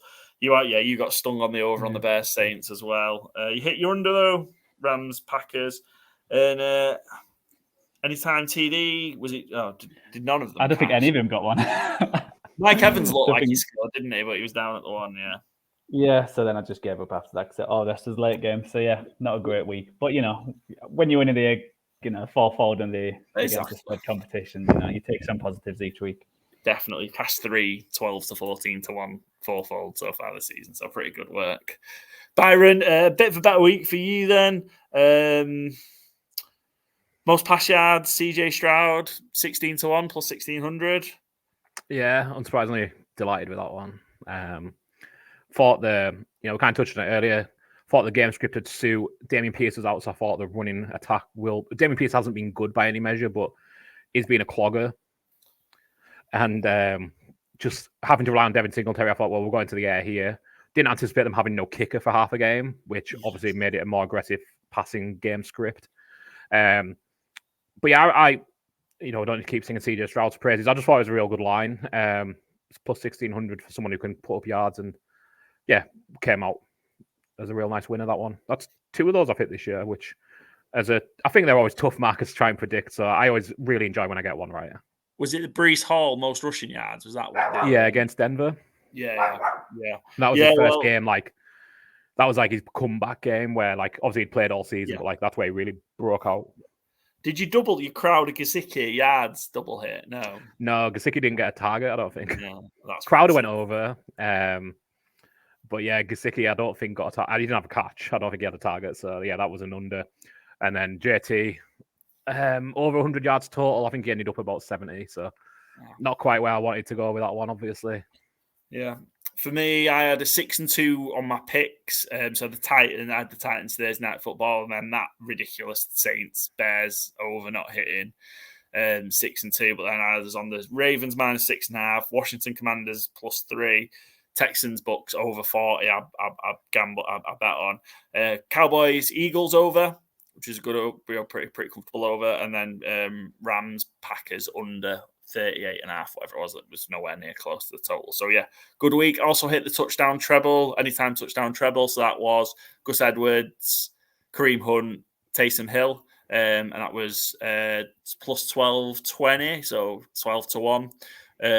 Yeah, so pleased with that. And then obviously shout you. I didn't bet it, but tipped you the Cleveland Browns Shutout at 14-1 as well, plus 1400. So yeah, I had a little treble that hit as well. Actually, it wasn't on our sheet. I bet it late in the day.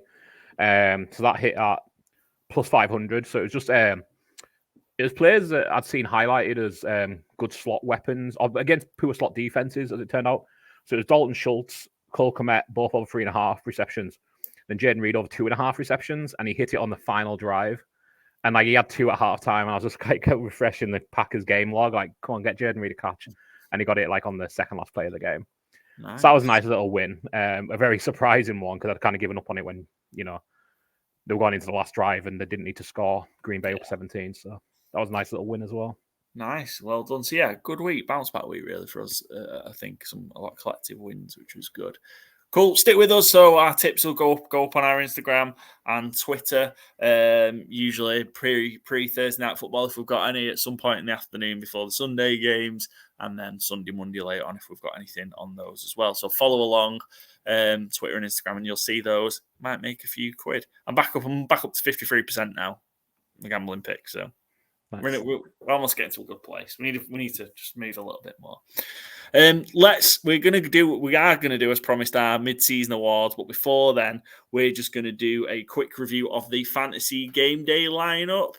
So Fantasy Gameday, the NFL daily fantasy game here in the UK by guys from the UK for the fans in the UK. Go download it now from your Google Play Store, your Apple App Store. Register with promo code COVER. Charlie, Oscar, Victor, Echo, Romeo, all in capital letters. Once you've entered for the first time, you'll then be credited with a free play. Go and do it. Take advantage of it. You can do it. If you're in the UK and you're watching or listening to us, get involved and play. It is fun. You've got the opportunity to win some cash prizes. Again, the prize pot was somewhere around 800-900 quid this week, with 142 entrants this week. Top 20% of entry. So what's that? 30 odd people that enter. Got a cash prize this week, so it's well worth your entry fee. And look, if you play it for the first time, it's 2 for 1 entry, and you get 2 lineups for the price of 1. So get involved and do it. The winner this week was with a bit of a lower total this week, 198.66. What do we make of this lineup? So it was Cowboys heavy with Lamb, Prescott, and Ferguson. Lamb as captain, Prescott QB, and then Ferguson as tight end. Yeah, I mean, if you're going to go on the concentrated Dallas attack, that's the 3 you want to go for right now. Makes sense. High over game, and they all, match what you would hope for. Yeah, so Jacobs have said a bit with the Raiders in there, route of the Giants as well in the flex spot. Dotson, decent game for the Commanders. We had Terry McLaurin and ours who didn't. I guess it was a touchdown that was missing. Really, that would have boosted his points. Collins for the Texans, if you'd have had Dell, I guess, or, sorry, not Dell, Noah Brown, or Dell, yeah. Or Dell, yeah. Bigger game. Rashad White, who seems to be a real good pick because he's just consistently going for the Bucs, isn't he, at the minute? Seems to get a couple. Kamara was a bit of a letdown. Kamara was our captain. But yeah, Prescott and Lamb. So yeah, well done to Ivory 9041, whoever you are, on your win for the week. But yeah, just go get involved. Fantasy Game Day. It's well worth playing. It's really fun. We do it together to try and cobble together a team. We need to get a bit better, right? We should be winning some of this money, lads. Come on. I think it's actually a fellow content creator who won this week, Tom Strachan from Gated. So shout out Tom Strachan. Very good follow on Twitter, NFL_Tstrack. Yeah, writes for the Fantasy Football Sanctuary and Fantasy Pros, and I remember him posting about his winning lineup earlier this week. So earlier today, should I say? So congrats. Shout out Tom. Shout out Tom. Clip that as well, Byron. Shout out, Tom. You've got some work to do. Right, shall we get to the awards? Promise. Let's go. Last thing that we're going to do. So I think... Charlie, get my tuxedo. if I got, have you not got Charlie in a tuxedo? I have pictures of Charlie in a tuxedo, but not right now. Yes, I think from Joe's list, because we've gone for our alternative awards, I think at 1, 2, 3, 4, I've got 7 awards, so hopefully you have 2. 2, 4, 6, 7, yeah. I don't think Joe has. Yeah, Joe has. Excellent. We're all on the same page. Excellent. Let's get rid of that so we're on the screen. So we haven't got anything on the screen for this, so we're just going to talk through. So these are going to be, in essence, our nominations, and then we're going to post it out on our Twitter thread in a Twitter poll, so you can choose the winner. Whether you listen to it or not, you'll see it on Twitter, I guess. So hopefully one of our 900 followers will at least vote on it. If not, we'll just have to do it to get some interaction on it. But let's start then with the biggest surprise team. Gentlemen, I'll open up the floor to you. Joe, do you want to start first? Your surprise team? Because I think we might have similar ones here, but... Yeah, I've got a few in the back of my mind in case we've got similar. But I think just because I wasn't expecting them to be up there, I've got to give it to the Ravens. I thought they may have been, I think I had the third best in the AFC North, possibly the fourth. So the fact that they've, they're not just the best team in the AFC North. I think they're the best team in the NFL. So the biggest surprise how dominant they've looked, especially on defense. Again, it feels, I don't know, it shouldn't be a surprise, but they're a team where they've got big name players, but somehow they just produce. And the offenses with the changes, it's gone play as best as they could imagine. So yeah, I'm going for the Ravens. Cool. Ravens are going to be in the poll then as the biggest surprise team. Byron? I really struggled with this one. I'll say just before we start recording, I still have my playoff predictor from our last preview show. It's got all the wins that I predicted, etc., etc. And I'm not tooting my own horn really, but I don't have anyone really in crazy positions. The Ravens is a good shout. I had them for 10 wins, so they're certainly overperforming. But I'm going with the Vikings, who I had projected to win 5 wins total, and they've already matched it. So, if you just look at them compared from last year to this year, it would be hard to say they've been a pleasant surprise. But I thought the defense was going to be absolutely putrid, and they were going to struggle to win a game. Obviously, I had them 5-12. I'll go with the Vikings. Hopefully, long may it continue because they're kind of becoming a bit of a feel-good story as well. So, it'd be nice to see them make the playoffs ahead of certainly the Commanders. Nice, cool, good stuff.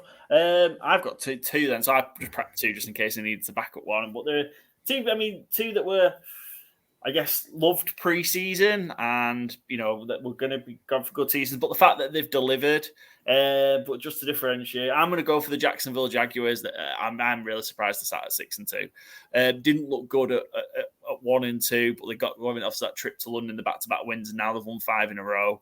I kind of thought the Jacksonville would probably be good, but not that they'll win 11, 12 games, which seems to be kind of the path that they're going on. I thought they'd make a meal out of winning that AFC South, but obviously they are in control of it and look good. Coach Peterson, maybe Coach of the Year candidate Trevor Lawrence has really settled down again, looking good, and the defense looks good as well. So yeah, I'm going to take the Jacksonville Jaguars as my biggest surprise team. As I went last, then do you mind if I go first for the next one, lads? Go ahead. Cool. So, biggest surprise player. We've talked a lot about him already in this podcast because of his performance this last week, but I just didn't think he would be this good. He went number 2 overall to the Houston Texans. It's quarterback out of Ohio State, CJ Stroud.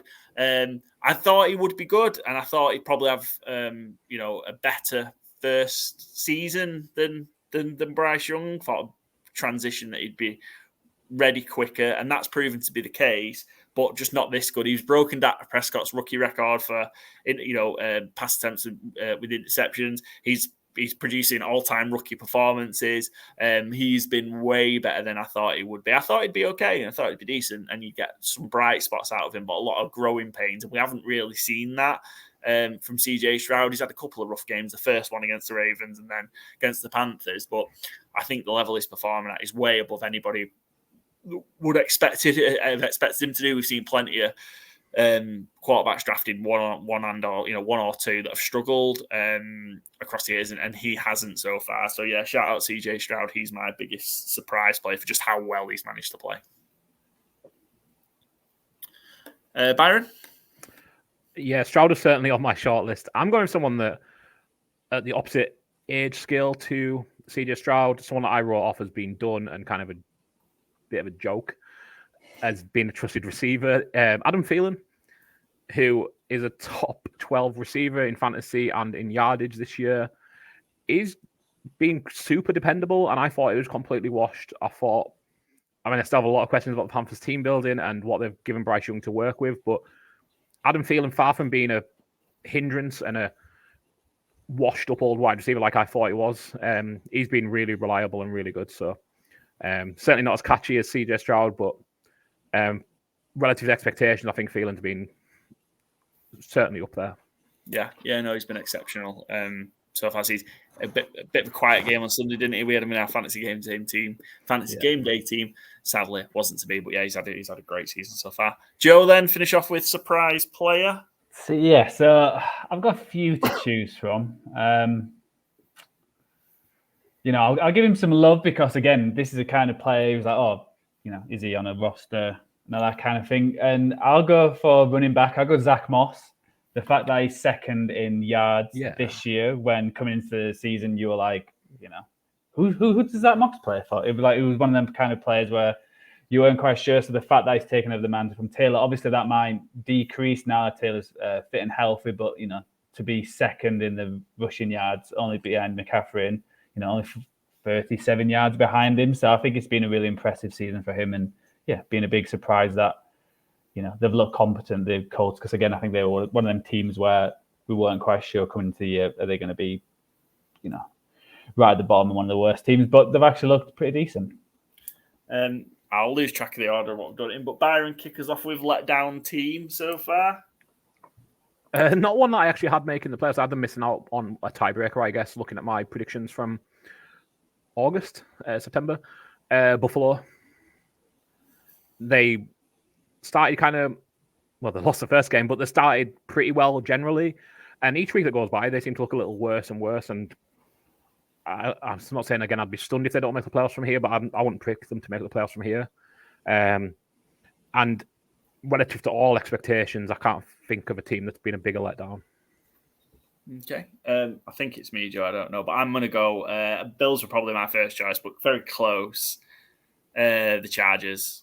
I know they've won. Yeah, sorry, Joe. Put your thoughts about that. The Chargers, I think. Yeah, I know they've got back to 500 and won the last two games, but again, I suppose we have this conversation with the Chargers. Is this going to be the year? They might get a bit close to the Chiefs. They've got everything, all the pieces, and just not putting it together.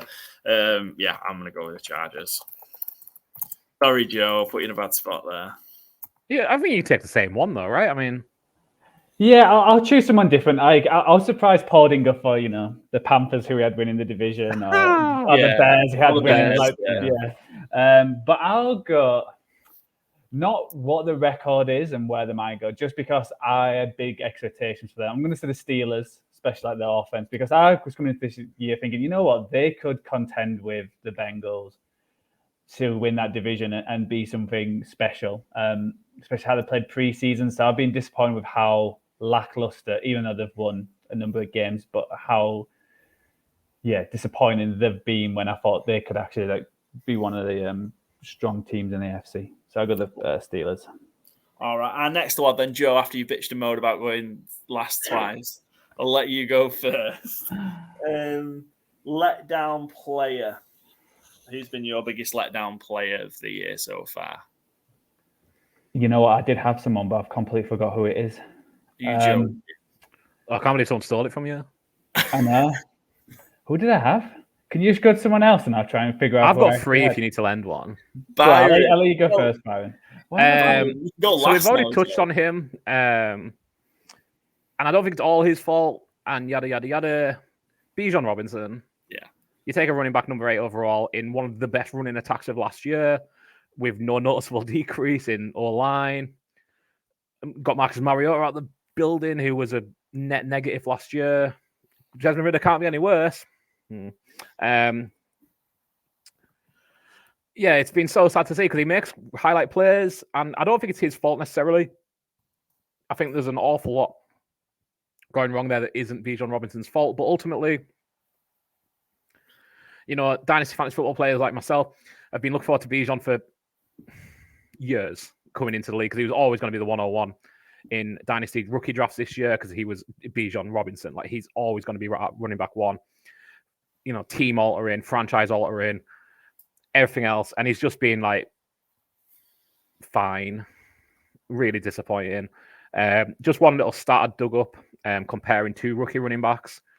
And this player might get brought up for something else later in the show, but Bijan Robinson versus Devon Achane. Bijan has got 57 more yards on 65 more carries this year, which is insane. Like, insanely inefficient. And shout out to Devon Achane for being that efficient also, obviously.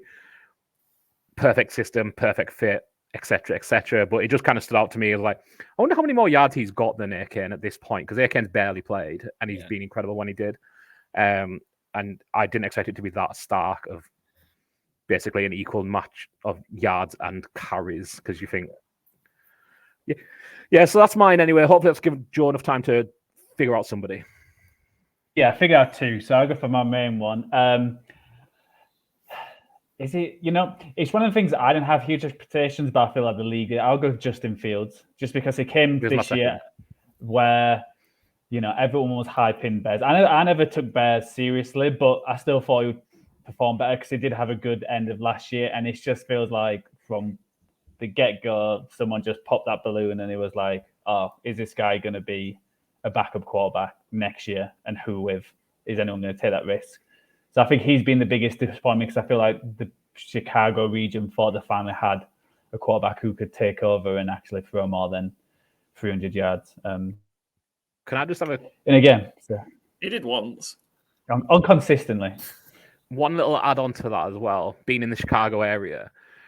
On Peacock, so me and my wife watch The Office a lot, and on Peacock commercials, there was a local commercial for Dunkin' Donuts, and it has Justin Fields on top of the Dunkin' Donuts running on a treadmill, and it says, Justin Fields runs on Dunkin', and it must be like the most snake-bitten commercial there is, because he hasn't played for weeks. Everyone loves Tyson Bagent, and yet every night you get to see Justin Fields runs on Dunkin', and it's like, this isn't working out for anybody here.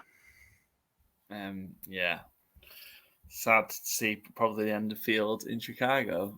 Who knows with the way they run that organization, though. Yeah. Mine has been kind of a big free agent signing that's been a disappointment, and what should have been, or what we were expecting to be like a two-headed running monster for the New York Jets hasn't quite been the case in Dalvin Cook. He has had 43 rushing attempts for 121 yards. I mean, I tweeted last night when Dalvin Cook had his first carry, a picture of Krusty the Clown where he's like, oh, this is always death. And it's an old Simpsons episode part where I can't remember what it's referring to now, but when a bit like whoever the charisma vacuum was, we were talking about Josh McDaniels, when Dalvin Cook comes on the field, it just feels like all the energy saps out of that fairly poor Jets O-line and offensive squadron anyway. But then you see Breece Hall and you see Dalvin Cook, it looks like they're playing two different sports. Yeah. I expected a lot more out of Dalvin Cook. And I know obviously the situation changed from when he signed in New York with Emirates, but yeah, I think he's been a real big disappointment. After quite a protracted where's he going to go off season, and that's what he's produced so far for relatively quite a lot of money for a free agent running back. Yeah. Yep, Dalvin Cook. Okay, most snake-bitten team. Joe, do you want to explain for anybody that might not understand that phrase? It just means like the unluckiest team throughout the season where everything seems to go wrong for them. Cool. Thanks for definition. That. No way. Byron, would you like... Oh, no, Joe, you can go first because you were supposed to go first last time, but you didn't. Yeah, because I had one team in mind as well. I'm going to... Even though the fan fought, I feel sorry for the Vikings just because you lose your best wide receiver. But, it might come back in a couple of weeks. But you also... When you finally coming back and you find out, this team could actually make the playoffs and make some noise, your quarterback goes down for the rest of the year. So I just feel sorry for Vikings where it was a good story on Sunday, but is it going to go much further? Yeah. And, and I think I said the stat last week, longest North American team not to win in the Big Four sports. So it's already tough to be a Vikings fan to then have this kind of season. It's disappointing for them. Yeah, shout out Kirk Cousins though. He was playing at an unbelievable level, wasn't he? Sadly. I think Cousins, if he would have stayed fit and could carry on, we could have had a Kirk Cousins for MVP conversation if he'd have maintained.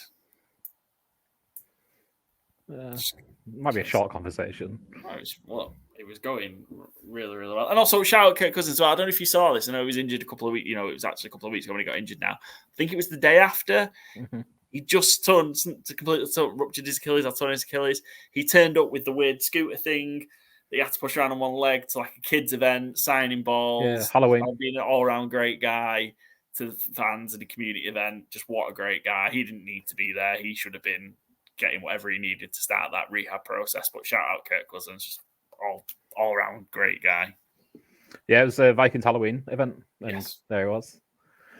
Really good to see. It reminded me, as much shit as he gets over the years, after the Malcolm Butler, Russell Wilson interception in the Super Bowl, the next day Russell Wilson was at the Children's Hospital in Seattle, fulfilling his charitable obligations, when I'm sure he probably felt like doing very little other than lying in bed feeling sorry for himself. So very cool to see these guys, whatever they're going through personally, still, be the best version of themselves off the field. Byron, I think it might be me. I'll go next. Go ahead. I'm going to go the New York Giants. Everything that can go wrong has gone wrong. Some of it, a lot of it their own fault, but also injuries everywhere. Having to play Tommy DeVito at quarterback. You've had Daniel Jones go down, Tyrod Taylor go down, Daniel Jones go down again. Everything that can go wrong has gone wrong. They are still bad and they are still trash, but they've had a fair bit of adversity as well. Yeah, and I think Joe might be the only one who picked a snake bitten franchise, because me and you have done the same thing and picked a team who decided to walk in a snake pit and then get bit. So I've gone for the other New Jersey team, the New York Jets, who, you're saying Tony DeVito starting games for them. Well, they've got Zach Wilson starting games for them. It's because they chose not to have better quarterbacks on the roster. Tommy DeVito shouldn't be Tony DeVito. I'm calling him. He's Tommy DeVito, right? I think I said Tony. Yeah, sorry. Oh, okay. Shouldn't be a third stringer on an NFL roster. He shouldn't be anything other than Waterboy, maybe. But he shouldn't be a quarterback. Zach Wilson shouldn't be your number two behind a 39-year-old quarterback with a suspicious old line. Yeah, both teams, everything's gone wrong pretty much that can, but largely of their own making. I think Joe's the only one who's really picked an unlucky team. We've picked two incompetently managed teams. Byron, we'll let you go first for. So we've got a most annoying award, and that can be a team, coach, or player. I have a long list here. But I will just pick one. But yeah, it's quite a long list. Arthur Smith. Fair, yeah. Saw that one coming, yeah. Yeah, I don't know how much I need to add, if anything. No, I think you're good. Joe? I'll go Sean Payton. Again, he's coming to this. He's come back. He got a number one draft pick for him, and Billy Big Bollocks, and yeah, it's not gone too well for him. So and he just annoys me. He's just one of them coaches who thinks too big for his boots sometimes, and it's just like, it's actually probably the least annoying thing is that it's actually caught up with him this year, but he's still annoying. Byron, I've asked you to cut a lot from this, but can we absolutely make sure we cut Mike Tomlin's wet dream and Sean Payton, Billy Big Bollocks? Can we just prioritize those two for the TikTok? Done. And if you get the rest, great. I'm going to make it a hat trick of coaches, and this is more just a personal one as opposed to anything in particular, just because his face annoys me, the sight of him annoys me. And no, it's not Mike McCarthy. It's not Arthur Smith. It's not Arthur Smith. No, it's not Mike McCarthy either. It's Philadelphia Eagles head coach Nick Sirianni. I fucking hate that guy. He's so irritating, so annoying. His antics on the touchline. No, sideline, sorry. Yeah, no, I really dislike the guy. And I feel I would dislike him regardless of which NFL team he coached, but it makes it worse. It just amplifies it, the fact that he's an Eagles. A trash person coach for a trash football city. You can cut that as well. Clip that. Yeah, Nick Sirianni for me. And then we will finish off with the aptly name, not on my team, but absolutely love him award that Joe's come up with. So, Joe, why don't you start us off? I'm not going to lie, did not prepare for this one. So let's just try. No, just busy as always. Busy. Who do I love? Do you want one of us to go first and give you a minute? Yeah, I think that might be a good idea again. I just can't think of anyone who I actually love. So I think you've kind of missed a bit of the name of the award off as well, Paul. It's Marvin Mims Award. The Marvin Mims Award. Who I'm not actually going to nominate. I'm really torn between two people. One of them's kind of been getting... Both had a little bit of a shout out, but I'm going to give Puka Nacua, 5th round rookie wide receiver. He's 15 catches, 4th in yards, and he's tailed off a little, and he's still holding that pace. Absolutely incredible. I think the Rams maybe are going to go in the tank the rest of the year, though. Unfortunately, with Carson Wentz going to be the QB. Hopefully, Stafford's fine. Hopefully, it's just an insurance policy, but it really doesn't bode well. But either way, just you don't see receivers come out like this and just. I mean, ever. Literally, he was unprecedented how his yardage through 4, 5, 6 games. It was almost miraculous to instantly have that rapport with such a great quarterback, Matthew Stafford, on a team that a lot of people thought would be really bad. I had them, just looking at my sheet, I had them 2 wins this year, which was always going to be a bit, it's always hard when you have to pick each single one and you don't get to know, momentum, etc. But I mean, they're not smashing it anyway. They've still only got 3 wins. I don't expect them to get to 7 or 8. I think they're going to, I pick their over-under probably at 5.5 now. As rookie walls get hit and injuries pile up, etc. And a fun little thing while I'll give Joe some thinking time. Did you see who was calling to see calling out on Twitter about should the Rams be having a coaching conversation about who the head coach is? That was Samuel L. Jackson. So it's good to see American football is finally taking over LA. Maybe not in the way Sean McVay would like, but they're finally getting the celebrities interested without a Super Bowl in play. So good for them. But yeah, I'm just going to go to Puka Nacua. Is Samuel L. Jackson not like a well-noted Atlanta Falcons fan? I have absolutely no idea. I just know he likes to say motherfucker a lot and something about snakes and planes. I don't watch many films. Oh, wow. That's what you got for Samuel L. Jackson. Right, Joe. You fire away. You had enough thinking time, or do you need me to go? No, I'll go. And I'll give this player some props. He's been consistent. He's always like I think people appreciate him, but he's a very underappreciated kind of player. I'm going to go Mike Evans, the Tampa Bay Buccaneers. Just because he's always consistent, always, 1,000 yards. He's never like in the conversation like, oh, who's the top 5 wide receivers every year? When, if you probably look at his resume, it could, he's got a strong case to get into the Hall of Fame. So I think, you got to give props to a player like that. And he's not a diva wide receiver or anything like that. It just does his job, constantly gets touchdowns. He's played with some absolute trash quarterbacks as well. So yeah, I'll give it for Mike Evans. I think that's on pace. Yeah, I'll give it to on pace for 1,000 again. Is just under 600 for 8 games, so over half a season to go. And yeah, I think that's a great shout. Yeah, great shout, mate. Mike, huge fan of Mike Evans. He's religiously in my fantasy team. To make a point to draft him, you know what you're getting: 1,000 yards and somewhere near 10 touchdowns. Regards if he's playing quarterback. I'll finish this off then. So, not my team, but absolutely love him. The front runner for Defensive Player of the Year, Myles Garrett. How can you not? He was just what a beast. Just what an absolute beast. Game wrecker. He's on pace to have just an absolutely monster season. Part of that Cleveland Browns defense that looks like it's going to be one of the possibly the greatest units we've seen. That might be a bit hyperbole at the minute, but he's got 8.5 sacks already through 9 games, 4 forced fumbles. He's just having a monster season for the Cleveland Browns. So definitely one I'd love on my team. But although we've already got a great game wrecker, let me get the right side. You never have too many. You never have too many, yeah. But yeah, Myles Garrett for me, scary man. Well, so those are our mid-season awards. mid-season alternative awards. So yeah, go check out our Twitter account, and you will be able to vote. Is there an Instagram poll? Can we do that? Is that a thing, Joe? You can do them on the stories, I believe. Oh, okay. My name's not Joe, but I will. Well, that's Joe's job now.